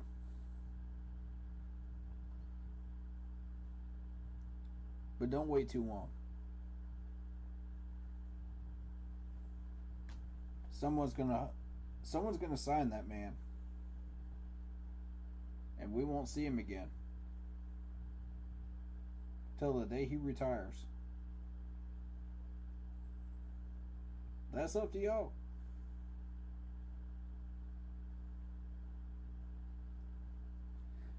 I'm just saying, man, if Matt Ryan gets put on that trading block, though, we should make an offer. We should at least make an offer. You can't just ignore that. That's a big name. You know, that's a big name that's put up some big numbers. And he's worth some value. He could carry a team. Those are the two pieces I would want. One of those two. Anybody else is a circus sideshow act, you know, like Sam Darnold. I think it's a waste of time. You know, it's a bridge until we can draft somebody at that point. And I wouldn't waste my time with it. We got one more year on Sam Darnold's contract, and then I wouldn't waste time with him either. That's how I feel about it. Alright, so running backs room, we got CMC, we got Chuba, we got Donta Foreman, and we got Spencer Brown. Happy with it.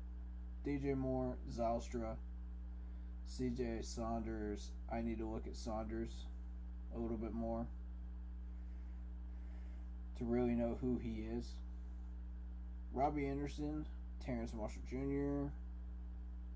Happy with those two. Aaron Parker, don't know much about him. Need to look at him. Higgins, I need to watch him in action to know what we're dealing with there. But you know, based on the numbers, I like what I'm seeing. We'll see how we decide to use him. I think that's slot. Shi Smith, slot. You know, like it. Tommy Tremble, Ian Thomas, Steven Sullivan, like it. Colin Thompson. And technically, Richie is a emergency tight end as well. So there you go. You got another blocker right there.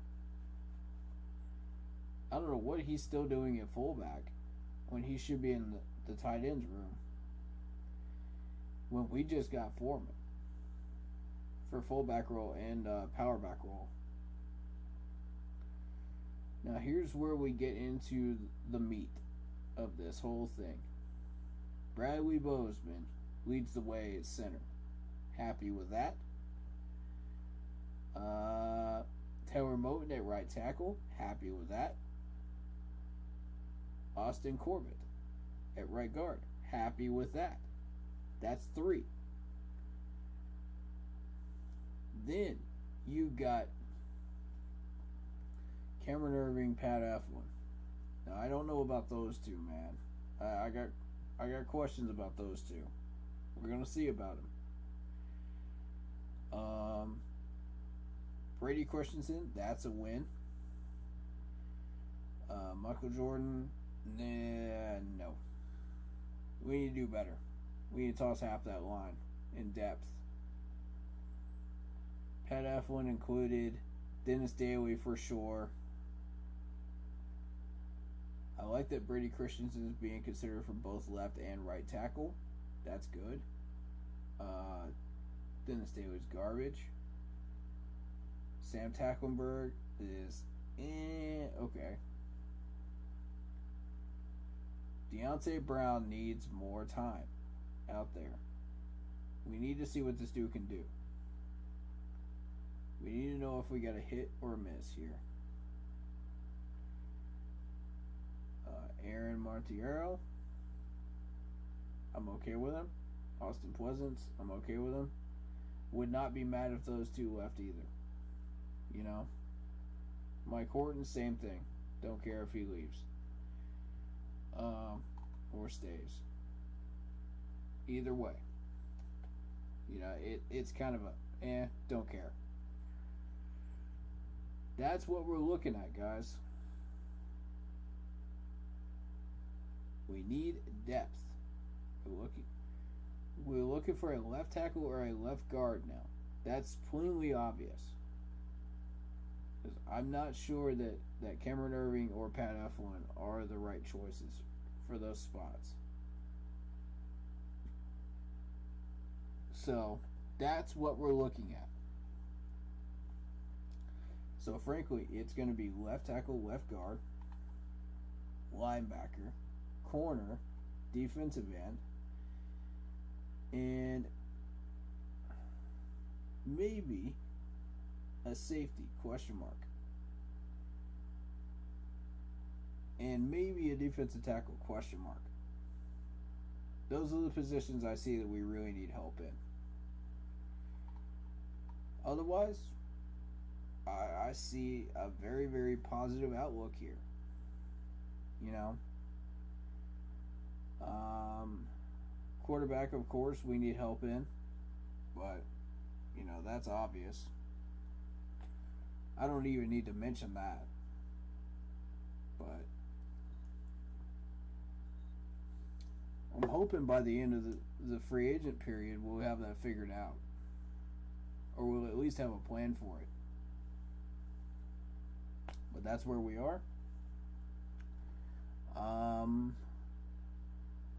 And we're going to go from there on film study. We're going to look at those positions specifically. And those will be the main ones we focus on.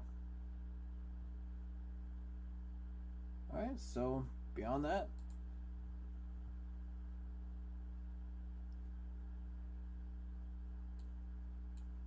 I would say we are finished here with this stream. If you guys would like to talk about anybody else, let me know. And I don't see anybody in here, so we're just going to go ahead and finish up the stream, and I'll see you guys in the next one, either Monday, Tuesday, or Wednesday. Oh, I believe I shouted everyone out, but I'll do so one more time. Vietnam 26, David Screws in the YouTube chat, David Kesha, Jessica,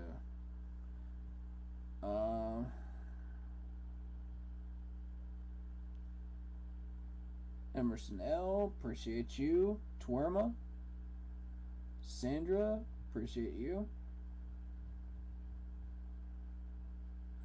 John, appreciate you. Shout out to you. Tim, shout out to Mark Cruz as well on Facebook. I think I got everybody. If I did not, shout out to anyone that I missed, because Facebook chat is wonky like that, so I can't really go back and look at it until after. So, you know, shout out to all of y'all. Appreciate it. And we'll have that next stream on Monday, Tuesday, or Wednesday. I'll announce it over the weekend, and we'll go from there.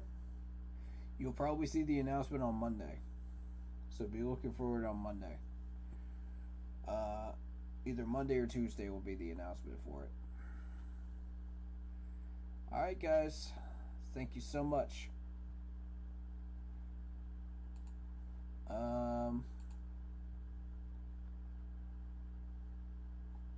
And as always, keep pounding.